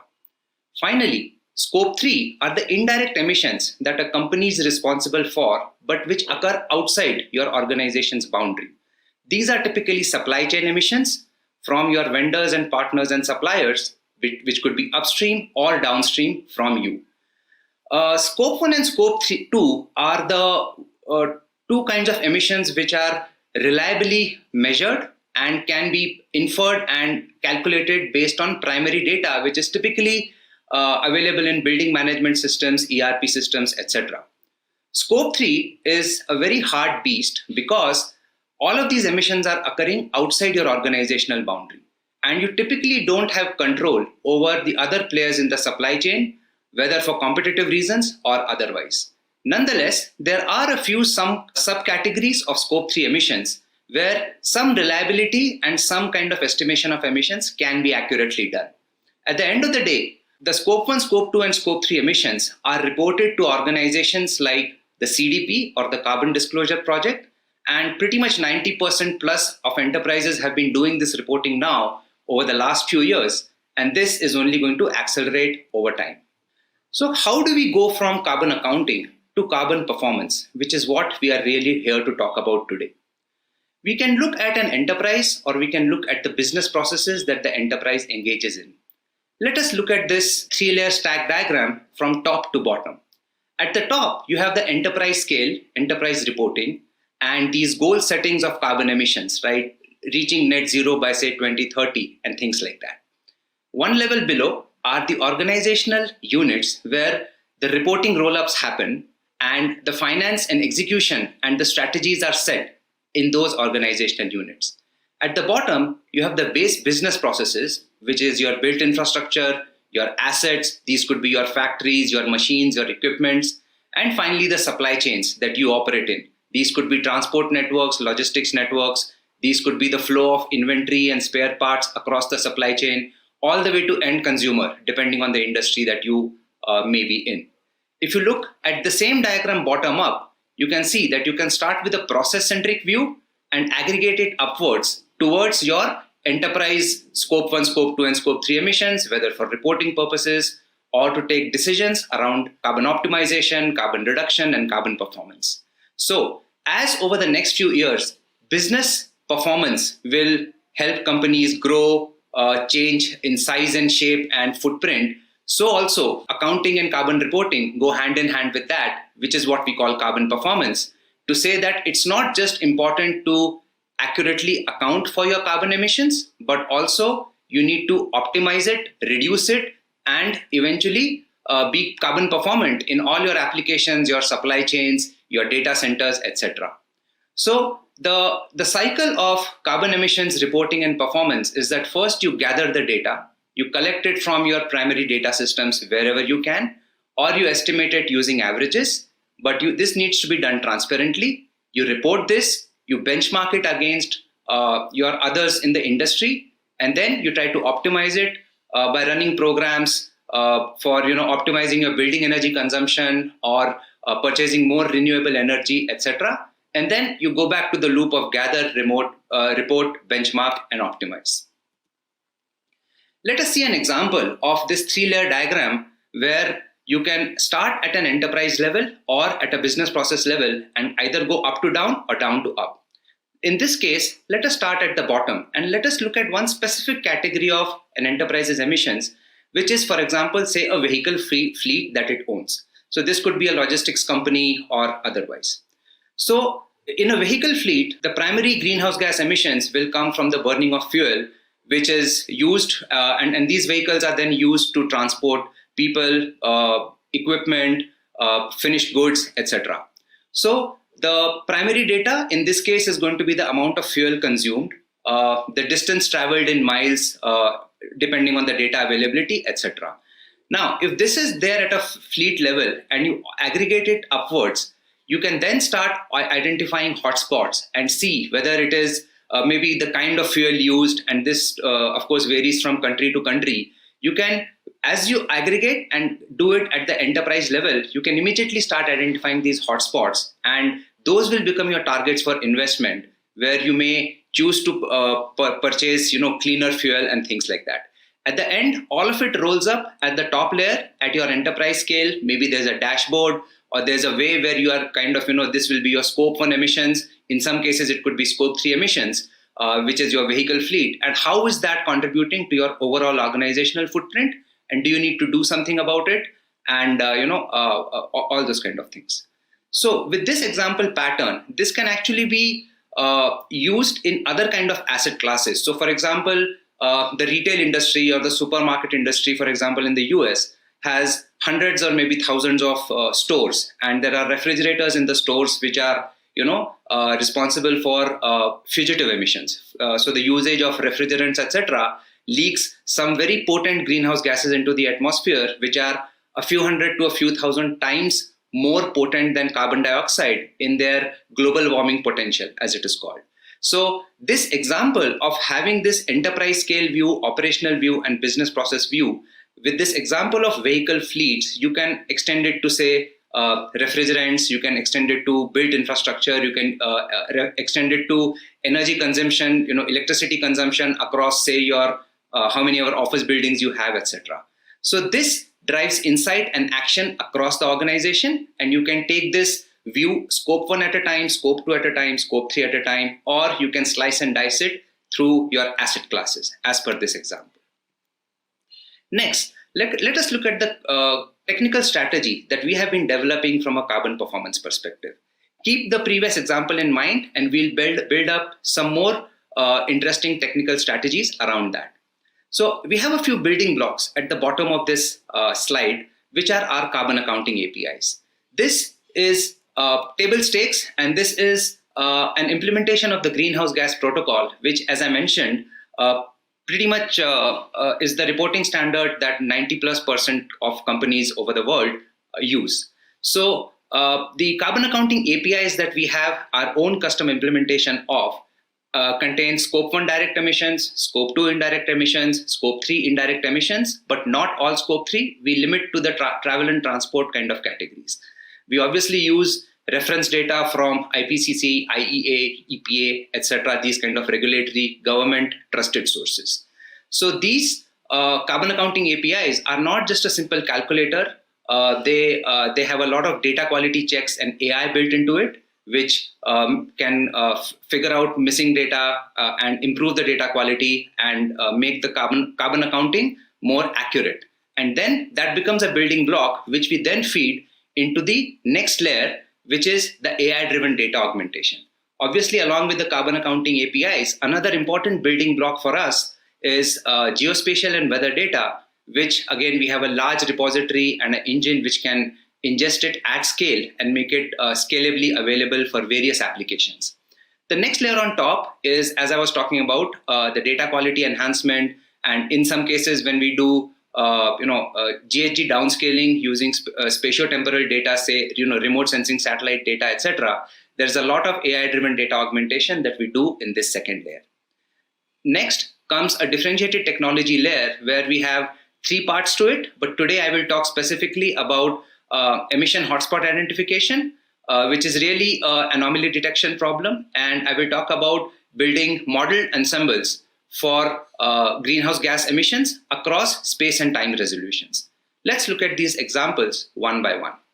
The next layer on top is the differentiated technology layer, where we are using multi-objective optimization with explicit carbon constraints, in addition to monetary and other cost constraints, which are typical in optimization problems around supply chains and asset management. We are doing emission hotspot identification using AI algorithms across assets, operations, parts of your supply chain, and infrastructure. And we are also building a model ensemble for accurately estimating GHG emissions across, say, the energy and agriculture industries, which are responsible for half of global emissions, and across the and help you choose an operating point across the spectrum of data availability and accuracy. All of this technology helps us go after use cases and offerings around enterprise level carbon accounting and reporting, carbon optimized operations, carbon aware inventory optimization, and asset carbon performance, including your data centers and your cloud tenants, as you will see presently. Let us look at some carbon performance supply chain applications. So let us, for example, see order fulfillment and inventory optimization, classical supply chain operational problems.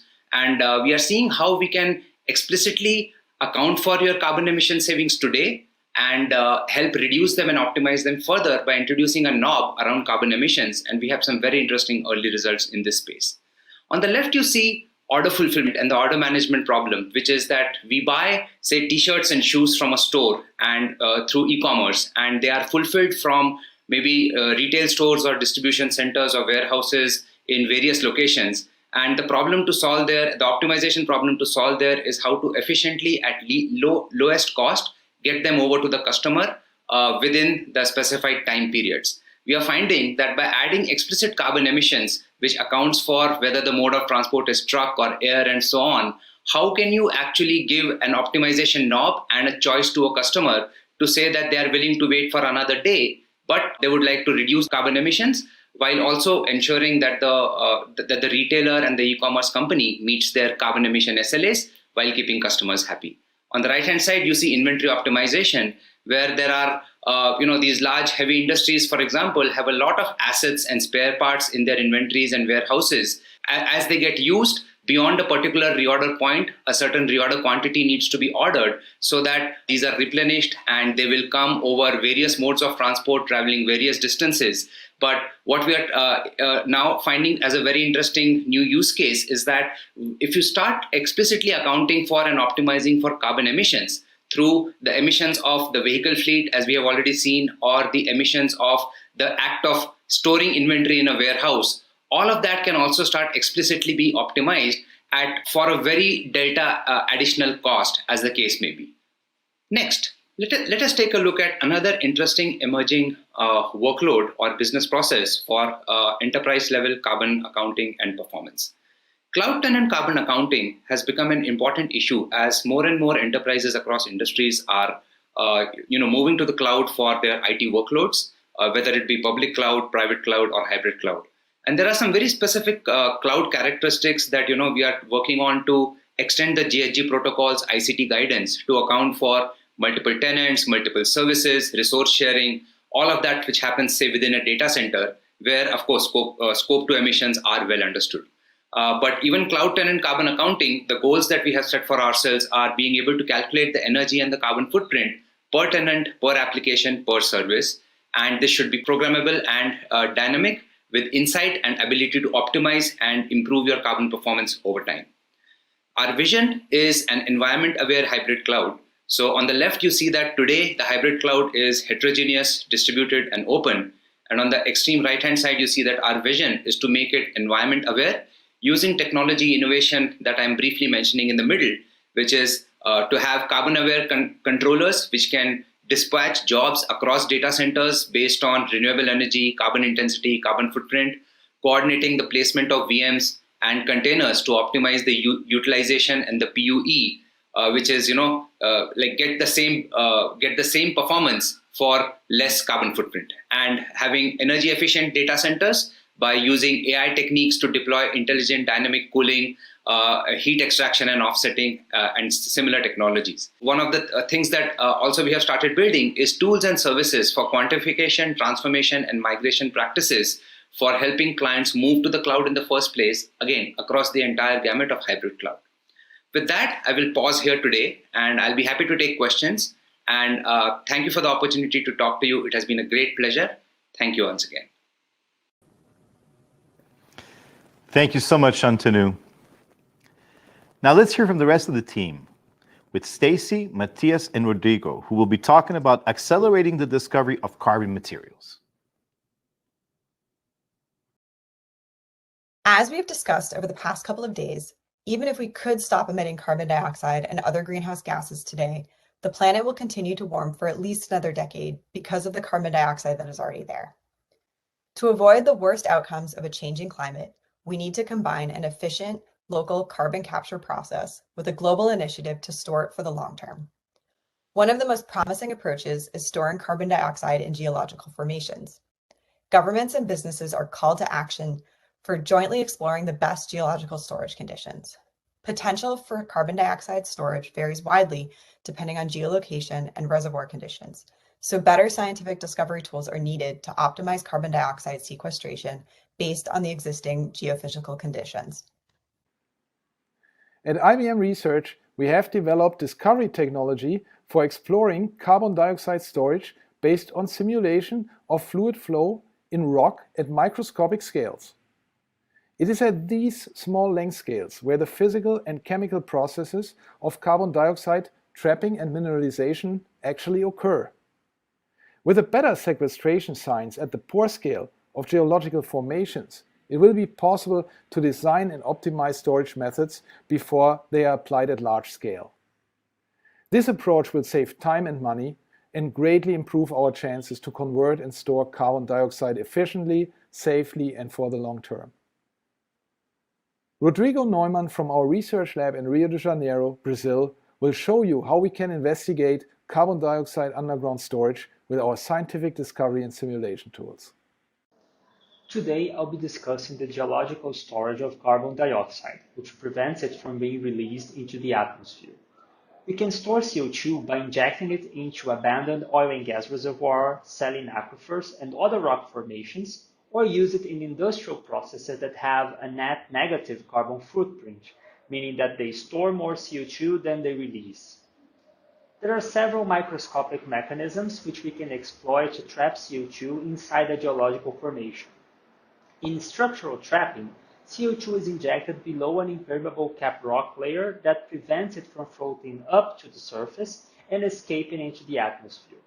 Residual trapping occurs when CO2 manages to permeate the rock, but it remains trapped as isolated bubbles. The third mechanism is solubility trapping, and is driven by the fact that when CO2 dissolves in water, it becomes denser than pure water and therefore sinks below the surface. Finally, mineral trapping occurs when CO2 is dissolved in water and reacts with other minerals to form carbonates, which can store CO2 indefinitely. Mineral trapping is the most stable geological storage mechanism for CO2. Our contribution comes in the form of a cloud-based prototype that lets you simulate the interactions between the relevant materials and accelerate the discovery of new CO2 storage strategies. We simulate rocks and other materials down to the level of individual pores, because that is the scale in which the fundamental physical and chemical phenomena take place. We start by taking a rock sample, like this one, and performing an X-ray microtomography to generate a three-dimensional image of the pore space. This shows all the pores, channels, and pockets within the rock on a microscopic scale. We then upload this microtomography image to our platform alongside image properties such as size and resolution. In this case, we are using a carbonate rock sample, which is 100 by 100 by 400 voxels in size, and each voxel corresponds to a 4-micron cube.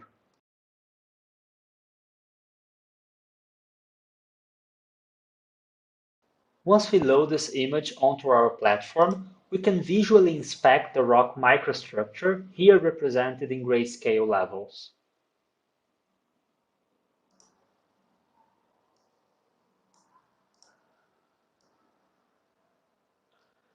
Darker grays represent the pore space, while lighter grays represent the solid rock. You can also use the distribution of grayscale levels to help you pick the algorithm that will interpret what is pore and what is rock. This is called image segmentation. Once the image is fully segmented into pore, shown in black, and rock, shown in white, we launch an algorithm that extracts a capillary network representation of the pore space.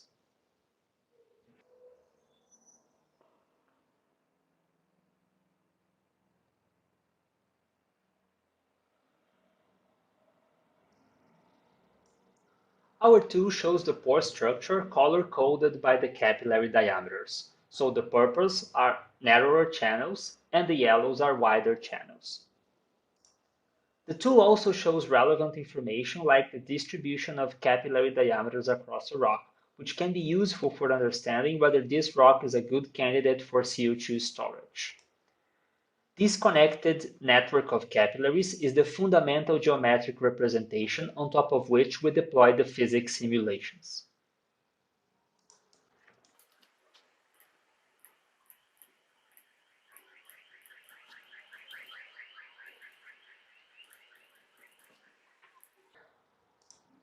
The physics simulation takes as input the properties of the fluid and the driving forces that are used to impose flow. In this case, we are simulating CO2 subject to a pressure equivalent to hundreds of atmospheres.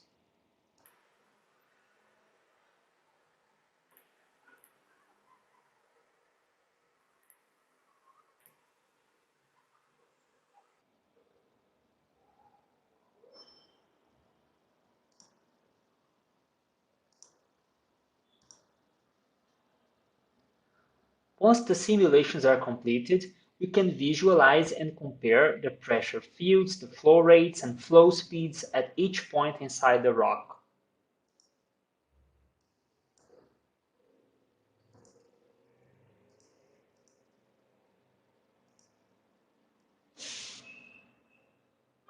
This allows us to find the most favorable points to inject carbon for sequestration.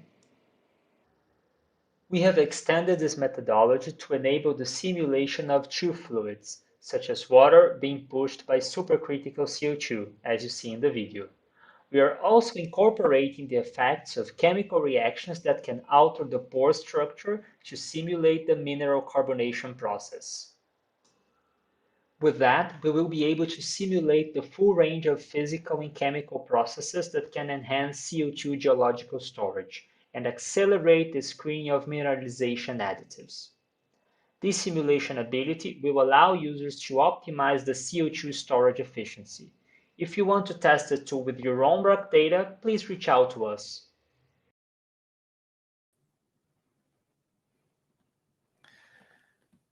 Thank you so much, team, for that great presentation and very, very good demo. So we have now our experts with us to take any questions. So I encourage you to pose your questions in the chat. In the meantime, I have a question. And the question is, what is the importance of materials discovery in the context of carbon capture? So I can take that one. So imagine that you're pumping tons and tons of CO2 down the reservoir, and you want it to be stored there as fast as possible, for as long as possible, and as safely as possible. So if you have a material, an additive, that is able to accelerate the reactions that turn CO2 into the mineral, right?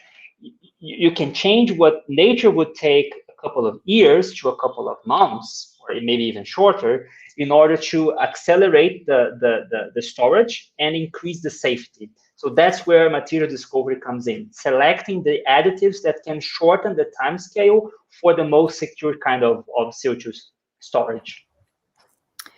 If I can add to that too, I think the capture portion, there's a lot of opportunity for materials discovery there as well. So there are a number of different technologies that can be used for carbon capture, from amine-based solvents to solid sorbents like metal organic frameworks and zeolites to membranes, which can separate out CO2.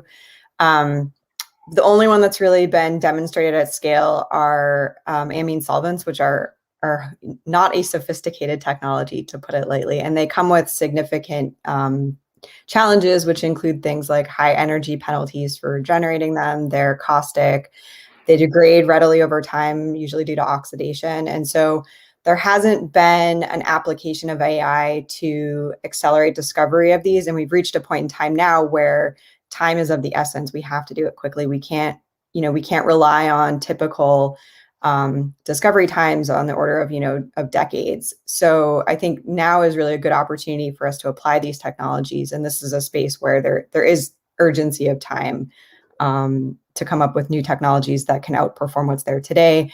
The previous speaker talked about, sort of threading that needle of, it costs $50 per ton to release CO2 into the atmosphere. We need to get the cost of storage down to be competitive, and this is one way to do that.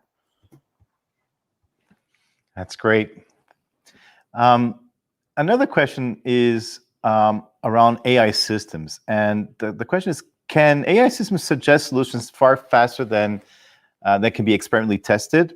And how do you choose what predictions are worth experimentally verifying? It's a very good question. That's an excellent question. So I'm happy to take this one. It's one of the biggest challenges that we are having today within the thousands and millions of materials candidates to select which are actually worth our while, because experimental confirmation is very time consuming and expensive. So we are using AI in the research that we are doing. So we are the best customers as scientists for AI applications and system in order to help us narrowing down the number of potential candidates and materials to get the best out of it. So for the optimization and the screening, AI is of fundamental importance. And for us, doing the research, creating these systems is as much important as for the application at scale. Great answer. Thank you, Matthias. Well, I keep repeating myself, but I encourage everybody to ask your questions in the chat. Our experts will be there to answer them. Right now, that's all the time we have for the questions. So I want to thank the team again. Thank you so much, Stacy, Matthias, and Rodrigo, for being with us today. Thank you so much. All right, so now let's move on to our next session. Our next speaker is Komi Beldemariam. Komi is a technology leader and innovator with broad concept to research to market experience acquired through numerous advances in technology research projects across systems, data and analytics, ecosystems, artificial intelligence, supply chains, healthcare, climate change, and related areas. With all that said, Komi, I'd like to hand it over to you. Thank you, Heg. Thank you for a nice introduction. So again, I'm Komi. So I'm part of the climate and sustainability research leadership team at IBM Research. So today I will just talk specifically on AI and cloud-based technologies for climate risk and impact modeling prediction in more context of the public sector. So if you go to the next slide, please. So by now, I think I don't need to repeat again. We heard enough about the warming planet due to the climate change and also its visible consequences that continued to increase the intensity and frequency of the climate hazards, and which are on top. You see some of the examples: the heat wave, cold wave, flood, wildfire, etc. These are really sort of that. Creating direct impact in our communities, in our infrastructure, in our food systems and supply chain.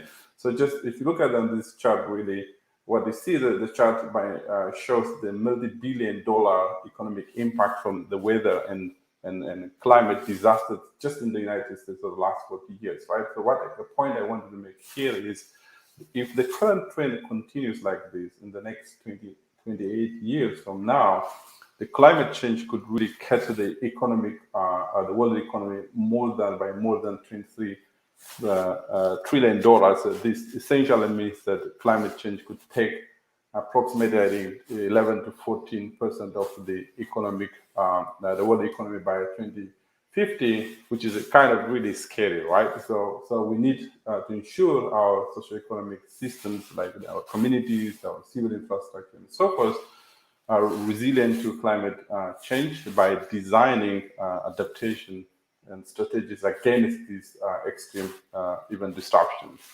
So if you go to the next chart, please. So I think most of you agree with me. One of the aspects of designing climate change adaptation strategies is really to deal with this massive and complex data, where the spatial and temporal information encoded within it. So this data comes also from these different sources, including the traditional satellite, weather station, aerial drones, and name it, and the different format, quality, resolution, and representation as well, right? So even if you look at the current trend as well, the data continues to exploit in size and complexity, including mixing data from a vast and really growing area of this Earth's atmospheric ocean sensors, and also is a booming public and private sector satellite, right? So the big question for us is how to manage, analyze, and also maintain the data at scale, also to support critical societal and business problems. If you go to the next chart, please. So, and again, as I said, we have a wealth of this data, right, from environmental and geospatial data, right? So it also poses a fundamental problem for us, right? How to make how to tame the data, and how best to leverage it in order to make better decisions, right? For one of the good examples you see here is the data comes by itself in different modalities, right? Be it in the raster form, in vector, and 3D, time series. So we need really technology to integrate these different data and different modalities and make available to accelerate research in climate risk and impact modeling, also to improve the dissemination of these environmental or climate-related data products. as well as also to enable businesses to build on top of these data products and localized solutions. So if I add a few other examples of the complexity of this data, if you go to the next chart, what really you see is a lot of these environmental related data, this is geospatial temporal data, actually has this data gravity within it, right?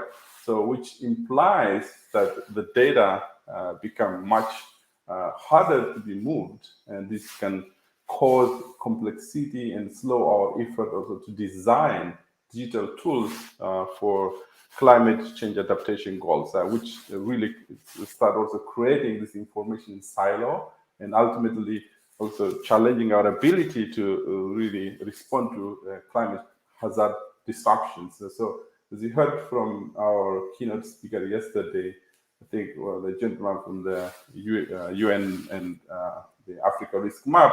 So in particular in the resource-constrained countries, this situation can further actually prevent digital transformation from occurring in climate change adaptation and resiliency goals, right?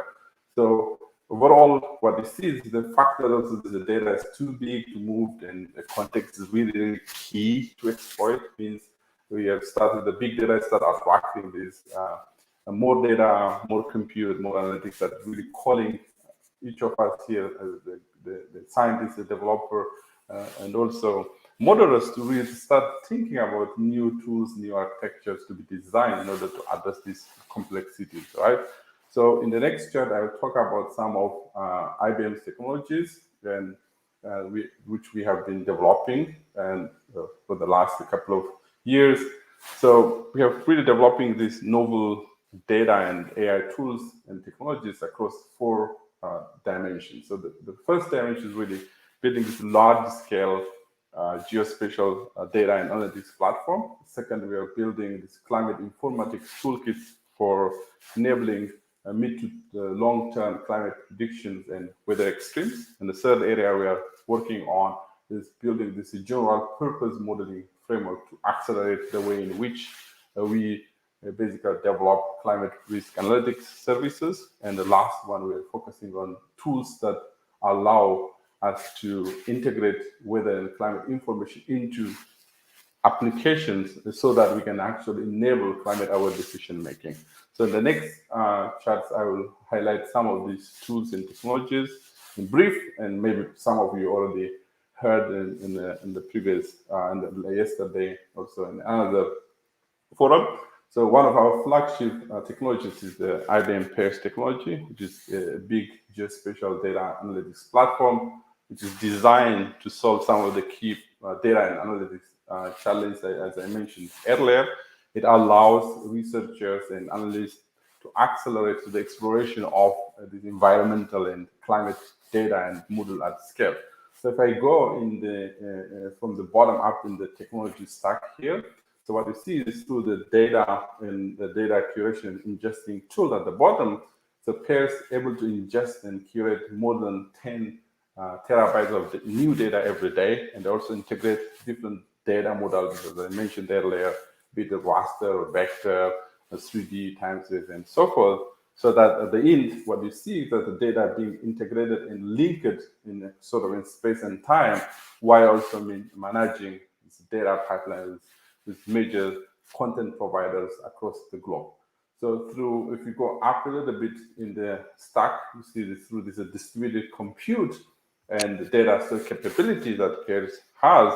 So we are actually exposing more than 6 petabytes of data, which are really AI ready, and also enabling downstream analytics operations. So users could use the underlying programmable queries on top and the analytical capability either at the batch or in real-time mode to perform the desired queries or machine learning tasks. So if you look at also in the vertical in the whole stack, so Pairs support this data governance module, which for the purpose like provenance and data provenance and so interoperability and so forth. So also data marketplace is an essential, so that Pairs enable this through its digital twin exchange in order to enable data sharing and collaboration. Finally, what I would like to make here is also, if you look at the top sort of in the stack of the software stack, so if you're really playing a role of a developer or a scientist or an analyst, PAIRS is ready for you through its well-documented APIs, SDK, and UI services. And also, I'm happy to share that as of now, PAIRS has been used in hundreds of critical applications and also used by several clients in lots of mission-critical applications. If you go to the next chart, so our second flagship technology I would like to highlight here is what we call the climate informatics AI toolkit. This is just sort of a mix of climate science and novel machine learning techniques actually to solve three fundamental problems. One is really to extend existing environmental and climate data, and two, sort of to predict the impactful climate events and from weeks to several months ahead, and third, to generate what we call the what-if extreme climate scenarios for organizations to basically explore their own risk exposure and resilience strategies. So one of the climate informatics AI toolkits is the IBM weather generator, as you can see here in the chart. Basically, it allows to generate high resolution weather data from low resolution forecast conditions on the future climate trends. And what is very interesting here is when combined with our modeling, from which I'll come back to it in a minute, the weather generator drives these probabilistic models, like such as it could be the flood risk modeling or wildfire risk modeling for the different extreme weather and climate scenarios, right? So, for example, if you think of like a risk assessment in a given organization, could ask, what if the storm generated 25% of more rainfall than usual? How would my community or assets be impacted? So these are some of really examples of how our climate informatics AI toolkits can actually solve. And if you go to the next chart, please. So the other technology I would like to highlight here is our flagship framework. It's what we call it, the climate, environmental and climate impact modeling framework. This is a generic and the general purpose modeling framework that really accelerates and improves the way in which we do environmental and climate impact modeling at scale. Scale here means really we are not limited by geographic boundary, which is special. We are not. We could do impact or hazard modeling in the past, in current, or in future, which is we have more of temporal nature. But also, we support this across different impact or hazard modeling types. So we are not limited just in one type of impact model. So in fact, actually, SIMF already offers pre-built hazard models like what you see there, floods, wildfire, drought, renewable energy models, etc. These models are actually ready to be used or extended by leveraging our library of AI algorithms, as you can see there, and for better quantification, calibrations, and predictions. And also SIMS comes with highly configurable AI-based workflows that ideally eliminates routine, tedious, and error-prone impact modeling tasks, such as how do you really onboard, how do you run models, how do you calibrate, how do you pick the compute infrastructure. So these all are really packaged in our AI-based workflow that takes care of that. The primary goal here is that to reduce the impact modeling time and effort by a magnitude of 10x, so that modelers or scientists or decision makers could just focus on more discovery or decision tasks than just working on these routine tasks. So finally, we are also working to explore and also expose the underlying SIMS capabilities in order to encourage collaboration with partners and with a larger community. So I encourage you all to stay tuned. on that. We'll be back on that in a couple of weeks. So next chart, please. So this is just another illustration example how SIMF and PERS jointly provide access to this massive environmental and climate data and models and tools for anyone who requires them. And they are configured with the library of AI models, as I said earlier, to support this advanced analytics without actually downloading the data, and also enable analytics insights integration with the business processes. So this is really interesting and very powerful in a way that you don't need to worry about now data gravity, and also you could save actually money by integrating this the data and the modeling capability together in a nice way. So next, please. Yeah, this is just yet another example just to illustrate how the two SIMF and the PERS technologies work together, where SIMF basically pooling the right data and AI tools to model, predict, and also validate and generate the hazard map for a given hazard type, target location, target period, and other parameters basically set by the user and guided by the workflow, as I mentioned earlier. So if you go to the next chart, so go to the next chart, please. So this is just putting all together the software stack. So you see from what I mentioned, the discovery tools at the bottom basically underpinning the most of the highly differentiated services, as I mentioned, built on top of this latest computing infrastructure, HPC, hybrid cloud, and AI core models, and also by taking advantage of our hundreds of terabytes of this real-time curated analytics-ready cubed and geospatial and temporal data already available, and the frameworks are actually taking advantage on this one to run the model. And also we provide this lots of accelerated tools that can be explainable as well, that can help on the weather generation and in the time series forecasting capability. All of these are really available through APIs and SDK.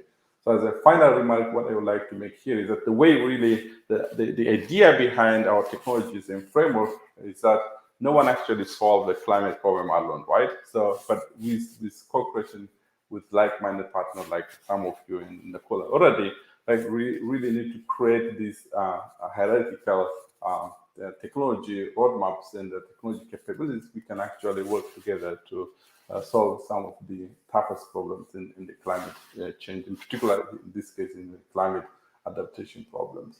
If you look at, if you go to the next chart, please, I think if you really like to learn more about the climate risk and impact technologies, please reach out. I put some of the names there and the links. I'm happy to take if you have any questions.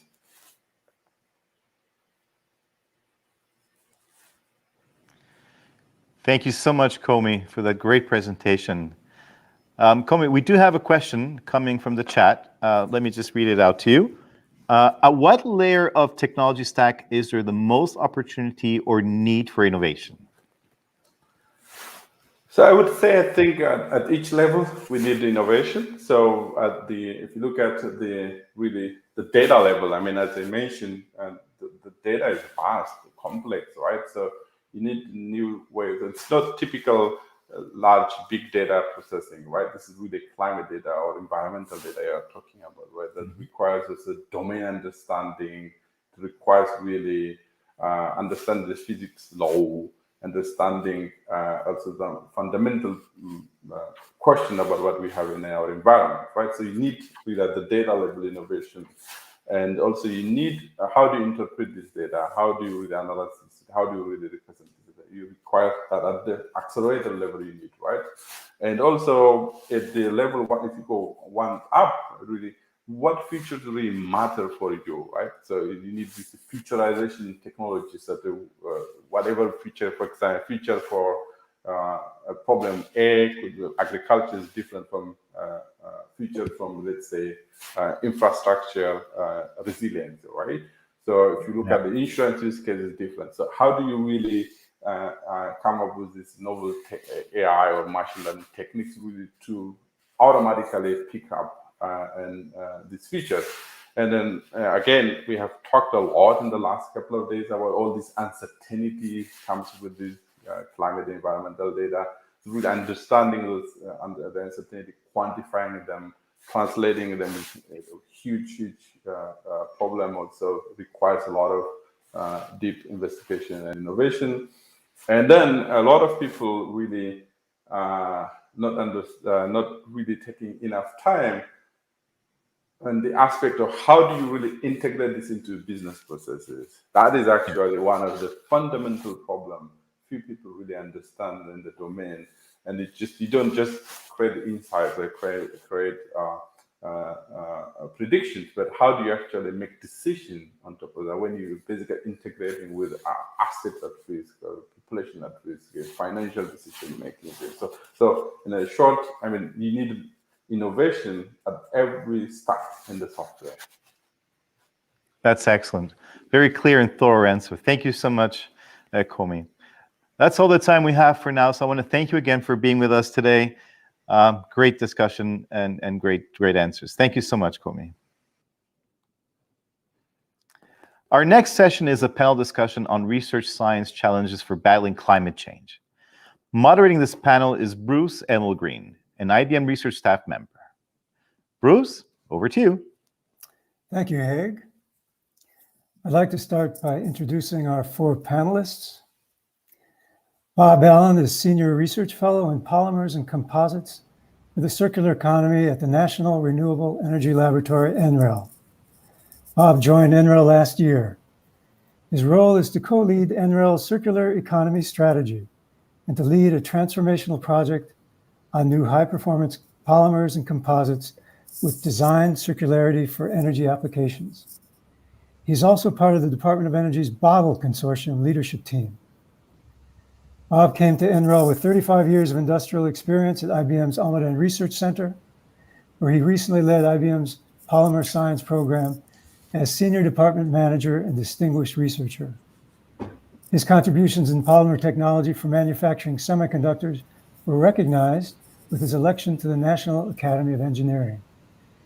He's also an inventor of IBM's Volcat PET catalytic recycling technology. Jeremy Gregory is Executive Director of the Climate and Sustainability Consortium at the Massachusetts Institute of Technology.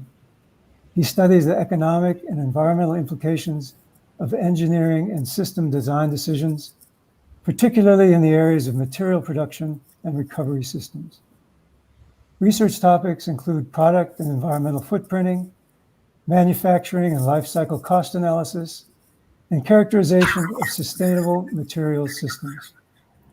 Jeremy has applied these methods, often with industrial partners, to a range of different products and industries, including pavements, buildings, automobiles, electronics, consumer goods, and waste treatment and recovery. Stephen Ward is Section Head of Geospatial Data Science in the Geospatial Science and Human Security Division of Oak Ridge National Laboratory. He has over 20 years of experience in the geospatial technology industry and is responsible for designing and executing strategy and operational research programs focused on geospatial AI, remote sensing, resilient communications, and autonomous systems for government sponsors across the Department of Defense and the Department of Homeland Security. In a previous role, Dr. Ward reported directly to the Chief Science Officer at Bayer Climate as Senior Director of Data Insights and Discovery at the Climate Corporation, responsible for leading all geospatial, remote sensing, weather, AI, and sensor robotics research across the organization. Martin Visbeck is head of the Research Unit for Physical Oceanography at the Geomar Helmholtz Center for Ocean Research in Kiel and professor at Kiel University in Germany. His research interests revolve around the ocean's role in climate systems, integrated global ocean observations, digital twins of the ocean, and the ocean dimension of sustainable development. Martin serves on national and international advisory committees, including chair of the World Meteorological Organization's Research Board and the Joint Scientific Committee of the World Climate Research Program. He is past president of the Oceanography Society and fellows at the American Geophysical Union, the American Meteorological Society, the Oceanography Society, and the European Academy of Sciences. Welcome, Bob, Jeremy, Stephen, Martin, to our panel on research and climate challenges for battling climate change. First, Bob, a question for you, and could we see Bob's charts? Marcel, I think you have them to share. Here we go. Bob, you've been working on plastics and polymers for decades. Now at NREL, what can you do to stop plastic pollution and reuse that carbon? Yeah, thanks, Bruce. Our real focus and goal is to reduce the carbon intensity of plastics production through two means, actually. Develop sustainable feedstocks, for example, from biological sources, and couple that with development of advanced chemical recycling processes for today's plastics. And if we can do that, and we're off to a wonderful start, I think we're in for a revolutionary change in the transformation of 21st century plastics production. And we're real excited about it. So I put together a couple charts that show what we're doing in the Bottle Consortium, if I can have 5 minutes to describe it. Bottle Consortium is a Department of Energy financed multi-laboratory consortium that seeks to really transform the way plastics are produced and plastics are recycled. Can you go to the next chart, George? We're all fairly familiar, I think, with the fact that the proliferation of plastics and mismanagement has generated a global pollution crisis. If you ever want to read a very interesting paper, Science 2020, so-called plastic rain, obviously bottles and litter are everywhere, but even very, very small microplastic particles are getting in the ocean as well as the landmass. And part of the reason for this is the big push.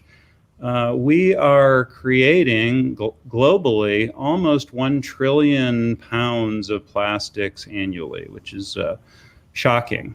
I used to say billions of pounds. It's almost 1 trillion pounds of plastics manufactured. So if you go to the next chart, what's less well understood, it's also an energy and climate challenge. Something like 6% of the world's fossil fuel consumption is used to make polymers. It's about the same as the amount of petroleum products that the global aviation sector uses annually. This is projected to increase, obviously, with the world population and the global GDP. So we're talking about 20% of the global fossil carbon consumption by the year 2050. Next chart, please. So here's what we are focused on in the Bottle Consortium. And as I said, it's a consortium of 5 national labs and 5 universities with PIs at each one. Extremely multidisciplinary biology, enzymology, chemistry, polymer science, chemical engineering, computation. And really focused on 2 things, develop robust chemical recycling processes and develop new materials that are what we call recycle by design from very interesting feedstocks, not just relying on the tried and true petrochemical feedstocks. Next chart. This is a great example of where the industry is today. This is the #1 polymer. You're all familiar with the PET, polyethylene terephthalate, also known as polyester bottles. Drink bottles, for example, clothing, similar polymer, almost the same. Currently, industrialized is something called mechanical recycling, where after exhaustive sorting and chopping and washing, there's virtually 0 contamination tolerance in this sort of process.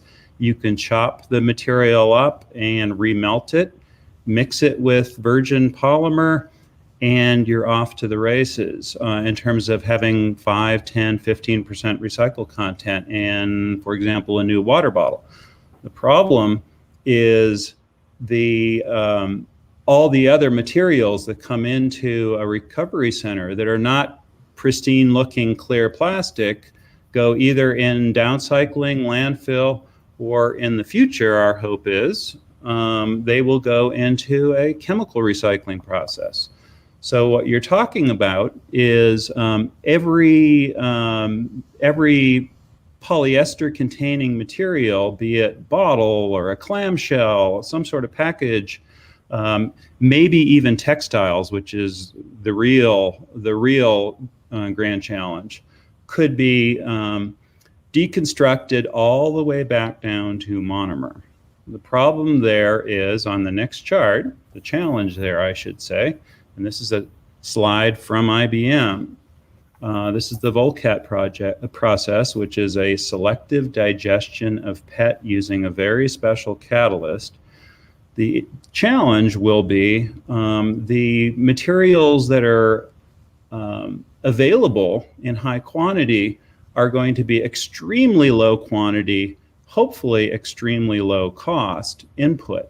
So you're going to be running a factory with variable, extreme low quality input. The output, and this is the grand challenge of the whole process, the output has to be pristine, very high quality, so-called polymerization grade, meaning 99+% pure. And this is a great example. This is curbside waste, smells bad, looks bad, that was converted in that reactor behind Greg Breda's right elbow into this monomer, which is 99.9% pure and able to make virgin PET from this special monomer called BHET. So this is the kind of process that really will catalyze, pun intended, catalyze the whole industry behind this transformation that I talked about at the beginning. Thank you very much. Thanks, Bob. Jeremy, as director of MIT's Climate and Sustainability Consortium, what can a consortium like yours do to accelerate research in climate change? Yeah, thanks very much, Bruce. I'm delighted to be here to talk to you about some of the work we're doing in the consortium. It was just started this year, and it's a new kind of industry-academia partnership.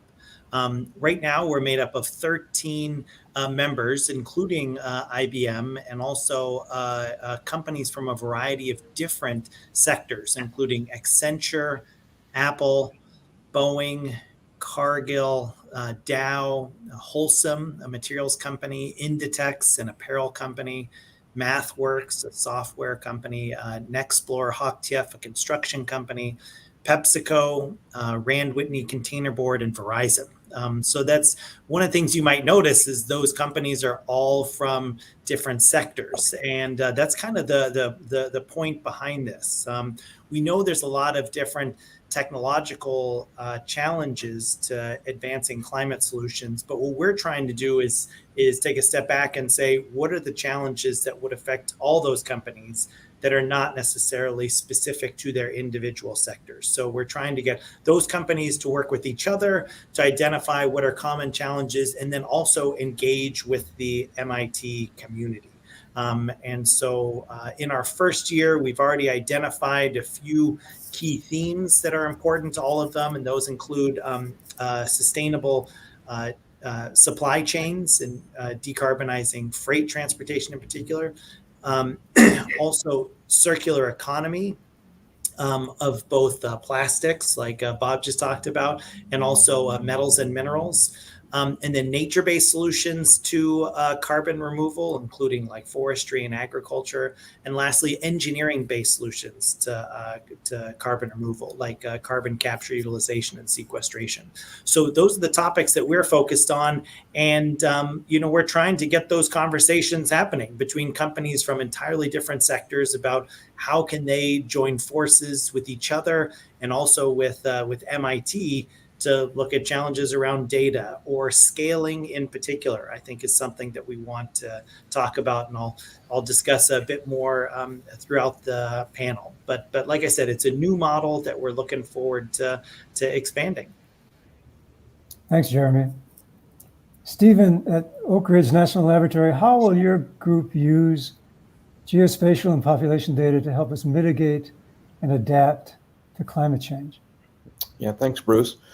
And building on what Jeremy and Bob noted earlier, and they both touched on this idea of the climate problem and potential solutions now evolving into something beyond atmospheric sciences, beyond sort of just this siloed scientific discipline, and really taking all sectors and all portions of industry and academia to solve.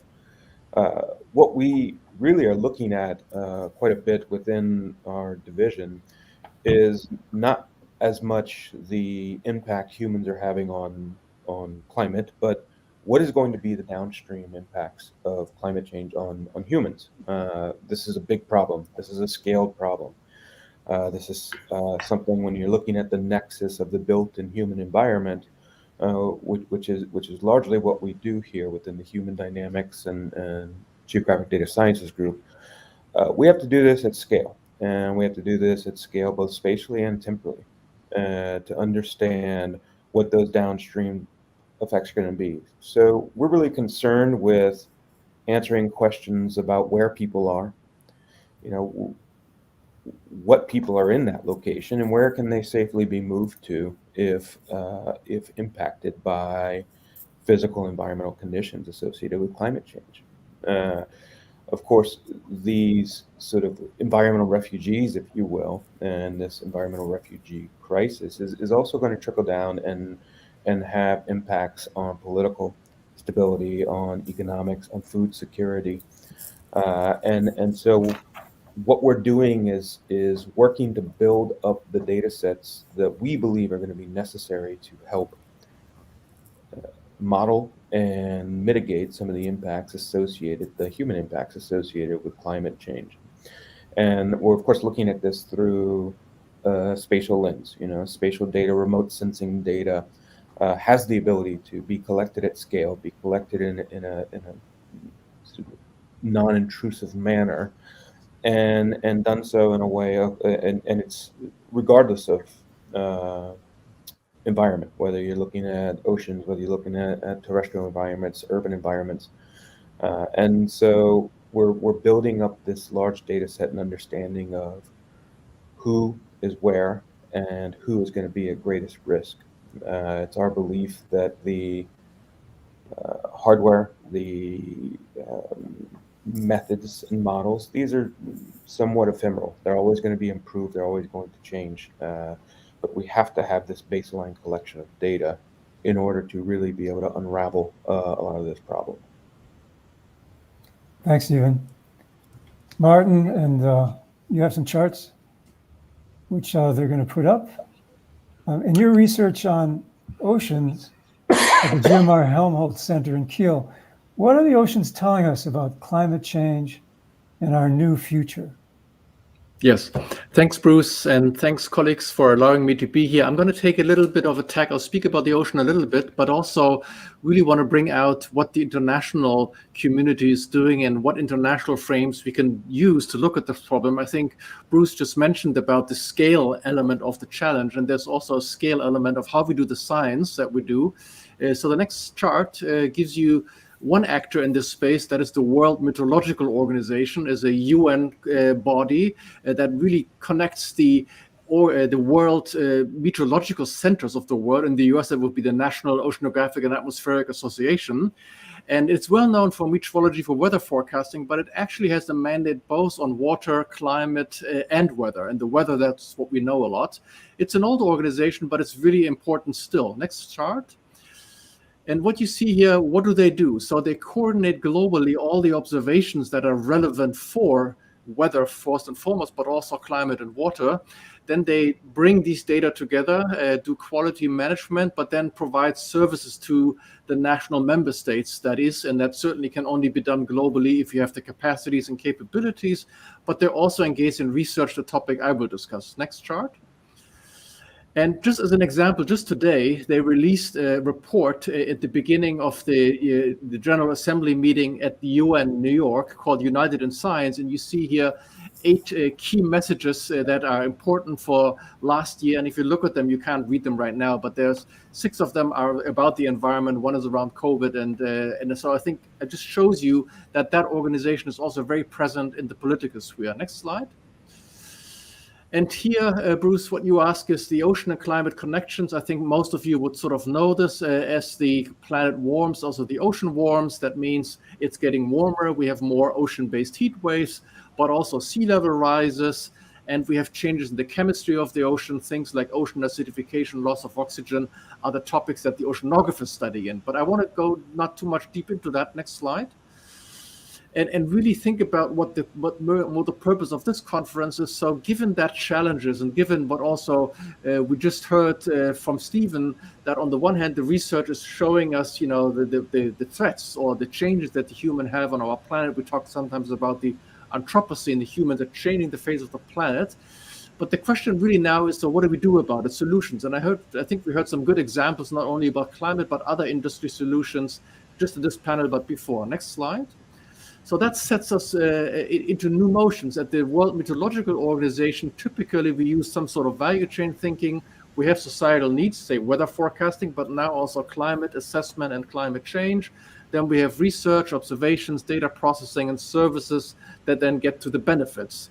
Next slide. And I want to focus here on the couple of different elements. A key element, and I think that's, Stephen, where also you are benefiting from, is the observing system. These are space-based system, in situ system, but increasingly also massively social systems, things like smart homes, things like what people do.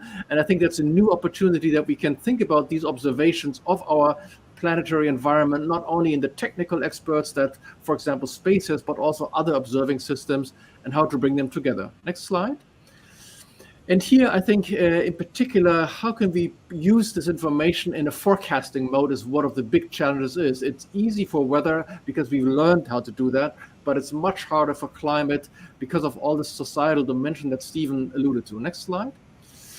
But what I want to more speak about is how can that get organized? So how can we go from the data, from the research, from the innovation, the information down to actually talking to the users? And I'm going to give you 2 examples. Next slide. First example comes from where does the science get organized? It's the World Climate Research Program. It is almost 40 years old by now, and it has been really instrumental in really determining that humans are a force in the climate system, and also trying to understand how will climate change as we go into the future. Next slide. So it's really the vision of that program is that a world that uses that sound and relevant and timely climate science for its operation. And I think we're seeing some progress, but there's still more to do. Next slide. So we're really talking about fundamentally understanding the climate system, but increasingly bridging that science and society gap. That's the point 4 here, which I think is more in this debate. Next slide. So, and it's really about how can we go from a weather prediction system to a climate prediction system to a climate impact prediction system where, for example, carbon cycle is there, seasonal forecasting, not just the next few days, but what the next seasons look like and maybe even out for decades. Next slide. And I think the way we're going to do it, that's really what I want to spend just my last 2 minutes on, is we're using an old hat of engineering that is digital twins of something. The engineering community is very aware of digital twins of, say, infrastructures of airplanes and alike. But I think the geospatial industry, Stephen, you guys, and the climate community is thinking about we should really build digital replicas of the environmental system, of the Earth system, not just about technology. And I think these digital twinning really allows us to go from the observations through the lens of data to provide knowledge to people. Next slide. So what do I mean by that? We right now have fantastic opportunities in exascale computing, and I thought that two images you see on the left, the image as the first image from the moon from the Apollo 11 mission, and on the right is a simulation of a current weather forecasting model on that same day, and you see the clouds almost match up. This is kind of what we can do today with exascale computing. We can replicate even the first view of our planet from 1969. Next slide. And I think the idea, what is different in digital twinning is we know the value system for observations here, where we ask the question, what is the state of the planet today? What is the weather today and how will it change tomorrow? Next slide. And in twinning, we're asking the question, what would change in the environment if we do interventions? And it's the intervention, Stephen, that you pointed out to, is if society acts, changes. That's what we want to know. Next slide. Let me give you 3 short examples. We are known, we've done that. The climate community says, you tell us how much carbon you put in the system, we tell you how much warming you're going to get. That's a typical what-if question. The twin here is an Earth system model. Next slide. But now we're getting to the next step. And Stephen, you mentioned that. As sea level is rising, what is the best defense mechanism, let's say for New York, for Boston, for let's say the Gulf Coast? Is it building dikes? Is it building sandbars? Is it nature-based solutions like coral reefs or sort of different type of algae or some seaweeds or even forests, the mangroves? So again, digital twins will help us to look at solutions and how they scale up. And we can only do it digitally. We cannot do it at the planetary scale in realities. Next slide. So I think what we're, and one more slide, please. So I think what we really want to do now is take the world into that digital level and really present these looks to the future in what I call a decision-making theater, where we can have non-experts using geospatial technology, science that we have, and display scenarios of the future and really ask the question, is that the future we want? Or is another future that we want? I think that is what AI, this is what digitalization, this is what visualization really allows us to do, to really be empowered and really engaging the population in the futures that is beyond us. Next slide. So I think, let me just leave you with some thoughts. Climate science is what the World Meteorological Organization, what we've done a lot, but we're switching now in the space of climate solutions. But they too require global collaborations and international frameworks, because these solutions not only solve one problem, but they have side effects and global impacts. It's that scaling element, Stephen, that you mentioned, that's critical here. That's what we need to do together. And innovation is crucial, and IBM and other private sector companies are known for innovation. So by working together with the scientific community, the innovation business community, I think that's what's going to get us ahead. Thank you very much, Bruce. Thanks so much, Martin.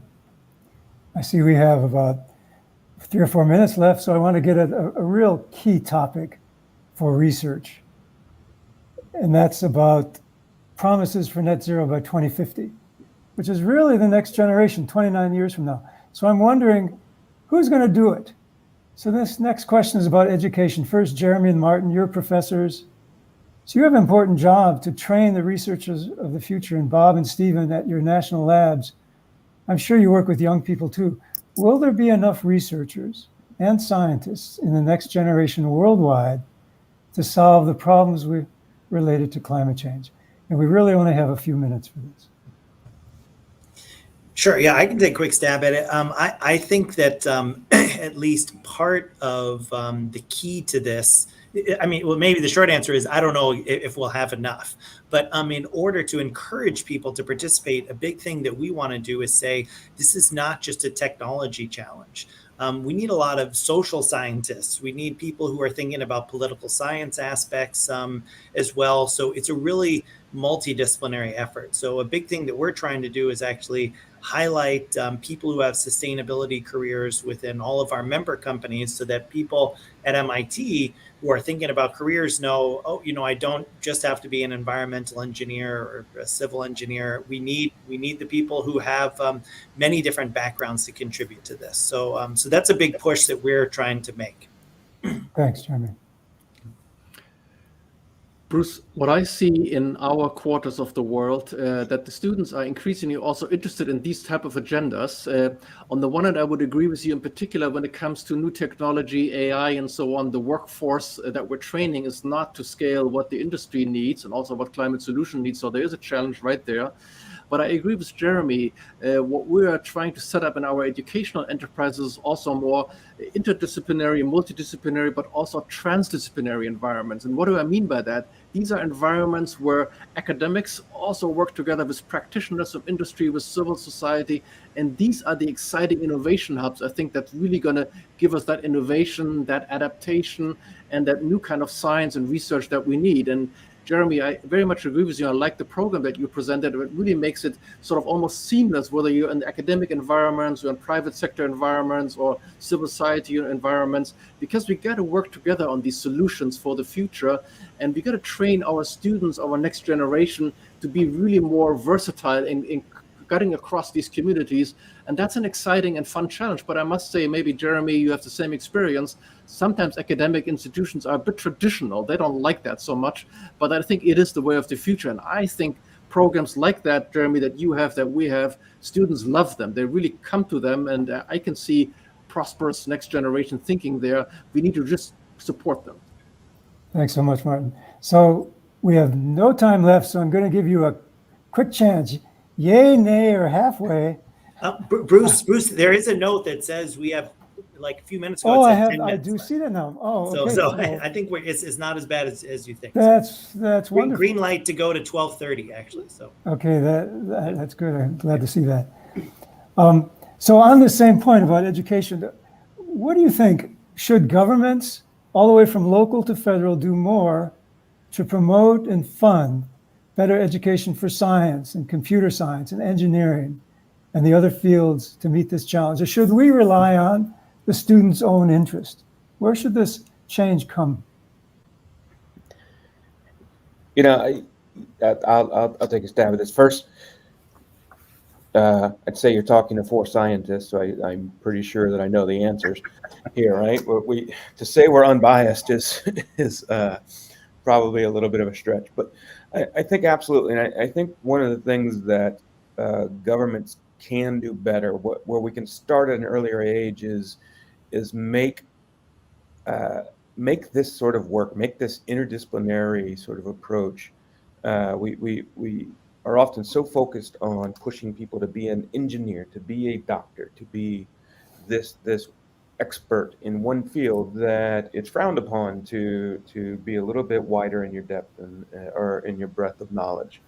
And when I tell you that the most successful teams that I've built have been made up of dozens of disciplines of scientists, so that we can look at things through that different lens. So making the ability to impact science and impact the world through this more interdisciplinary approach, making that more tangible and more realized at an early age, I think is absolutely critical. And it's incumbent not just on the government, but on all of us as well. Yeah, good point. And I think these, Bruce, I think these grand challenge sort of problems, climate change, pollution, low carbon economy, those sort of things are what really gets new people to the field excited. I mean, we have a lot of interns that just got their bachelor's degree at NREL and lots of postdocs. And the two things that they love most is clarity of mission, where you all band together to try to solve some big problem like what I talked about, but also highly interdisciplinary research, like several of the other panelists just said. I mean, where you have biologists talking about enzyme breakdown of compounds from, mixed plastic waste, for example, and creation of new materials and processes via advanced chemical engineering and polymer science. You have 15 people in the room, all of which have different backgrounds, and it really gets people super motivated. Yeah, thanks, Bob. If I may, I would like to add to that. I think these are excellent points, but I think what governments and society in general can do is, funding, we all love funding, but I don't want to say that. But I do want to say visibility. showing the good successes. Bob, what a great project you have, but somehow we need to show that these are scientists behind that is a fun job to be, that these are the people who make a difference to society. So they get the rewards to take these careers and not just to be not to belittle them, but to be a YouTuber or to be a movie star or a soccer player, right? It's so somehow that scientific career isn't valued by society as much as it should be. And I think governments have an opportunity to really bring the best faces forward and show, what an exciting opportunity and how influential and how important it is to society to actually have scientists and really feature all the great scientists we have. And, just a small sidebar, here are 5 white males on this panel. That is not acceptable. Governments should do something about it to make us more inclusive society. And I think that's where I would really put the emphasis on, in addition to the educational elements that we brought forward. Yeah, very good point. Jeremy, as the educator, curious what you think.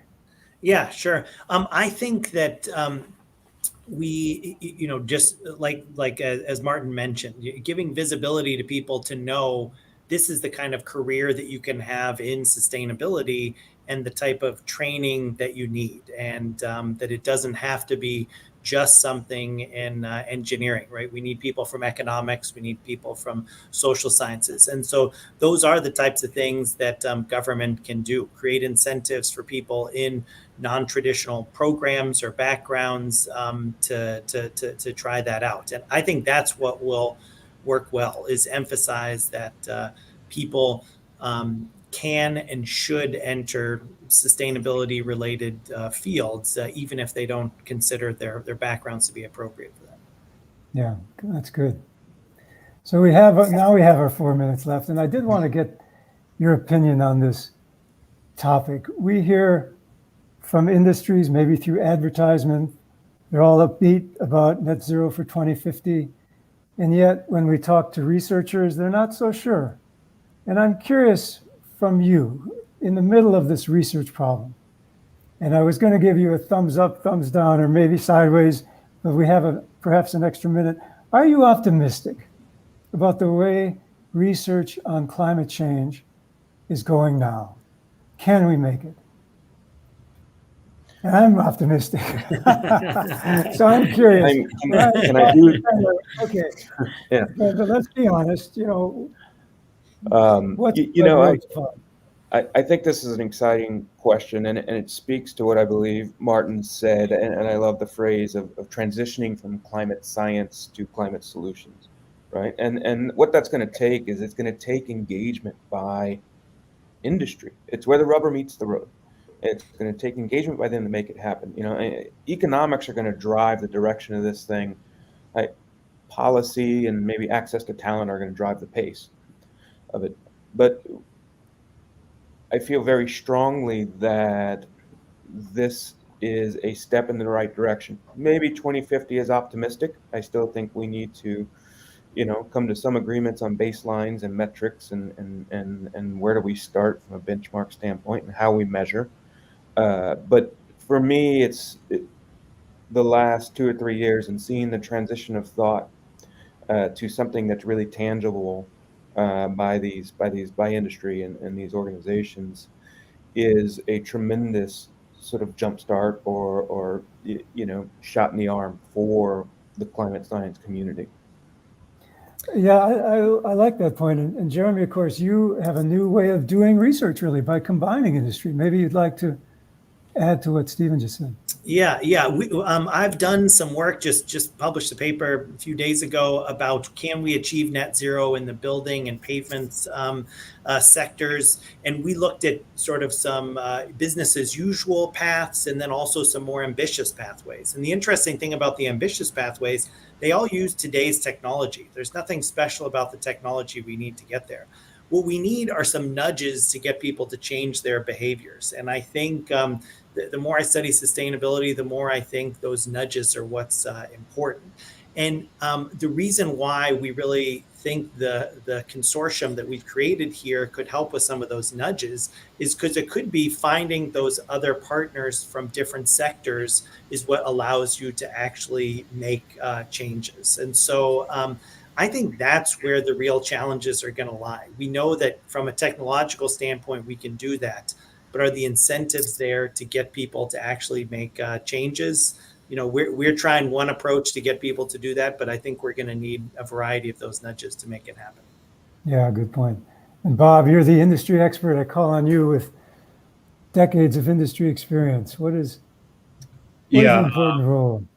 To amplify what Jeremy said, in the last 2 or 3 years, it's the same timeline, I've seen industry really embrace and actually start spending money on, trying to solve hard problems associated with the circular economy and plastics pollution. For the first time, and the companies really spearheading this are the brand owners, the Procter and Gambles of the world, and I could list 50 of them, but they're really starting to embrace, alternate sourcing and recycling technology. And the other thing that's exciting to amplify something that I've heard Dario Gil say many times.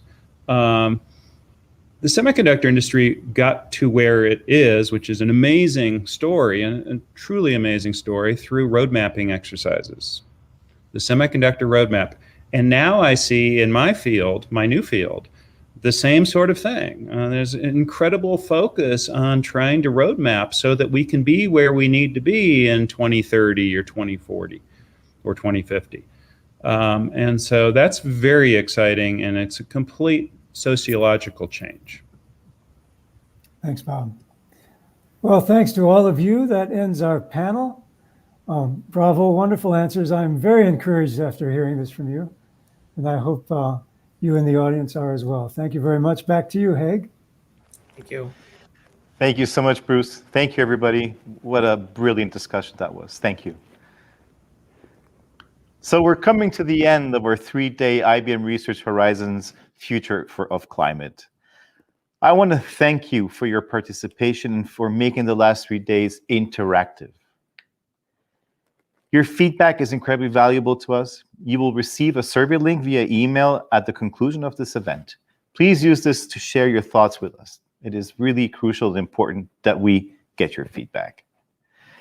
Now I would like to hand it over to Solomon with some closing remarks. Solomon? Thank you, Haig. I have the hard task of closing this out, especially after this incredible panel, and of course 3 days of which I found like extremely insightful, event packed with quite a lot of nuggets, right? And just to chime in from the panel, I do agree with Professor Martin that we do have the opportunity to shape the future that we want, right? And to Bruce's question of, are we optimistic or pessimistic about meeting the goals that are being set for the next decade or so, I'll say that I'm very optimistic, especially after hearing all the feedback from the different partners and participants across the last 3 days. Just to wrap it up, on day 1, we focused on mitigation. On day 2, we focused on adaptation, and day 3, for the most part, we focused on, the partnerships and the things that we need to do and the road mapping that would be required to meet this, significant pressing global challenge. And throughout, we have heard from our scientists, about a spectrum of technologies that are already ready for consumption, as well as the technologies that are being created to accelerate discovery for the coming decade. And we need both of them. The existing ones we need to integrate into, existing workflows, and enterprises and partners could definitely leverage them right now. And in terms of the discoveries that we need to make for the future, we do need to build, the right type of partnerships and tackle the big problems, scientific discoveries together through partnerships. Perhaps even most exciting for me was the fact that we really heard quite a lot from our external stakeholders, as someone described them, the triple or quadruple helix. This is where you have the public sector, NGOs, academia, and companies coming together, industry coming together to solve these massive problems. And just to mention a few of the the stakeholders that joined us. We had Cargill, Boeing, Goldman Sachs, Lux Research, Stantec, Encore, Earth Solutions, which is a startup, and the Africa Risk Capacity, and of course universities like University of Illinois, Keele University, MIT, and we also had Oak Ridge National Lab. So really, covered quite a lot of ground by bringing in that external perspective, which is very, very, very informative. And I guess, a common takeaway from all of these discussions would be clearly there is urgency to act, right? We do need to act fast and really accelerate the discoveries that are required for the future. And no doubt, technology will be at the heart of solving these problems. But beyond technology, there was also the skills component that was brought up in the previous panel. We have to make sure that we're tackling these problems in a very interdisciplinary or cross-disciplinary manner. And of course, driving these technologies, driving adoption, changing behavior also is going to be requiring quite a lot of intentionality about partnerships. And that's exactly why we are here. That's why we had this 3-day forum for engagement, because as IBM Research, we're ready to partner. We're open for business. We really would love to hear your comments and your feedback. As I've mentioned earlier, this is a big, pressing global problem, and I hope that all of us can figure out new ways of working together, partnering together to advance a common agenda. With that, I would like to close it out. Thank you very much. This has been a very, very exciting session.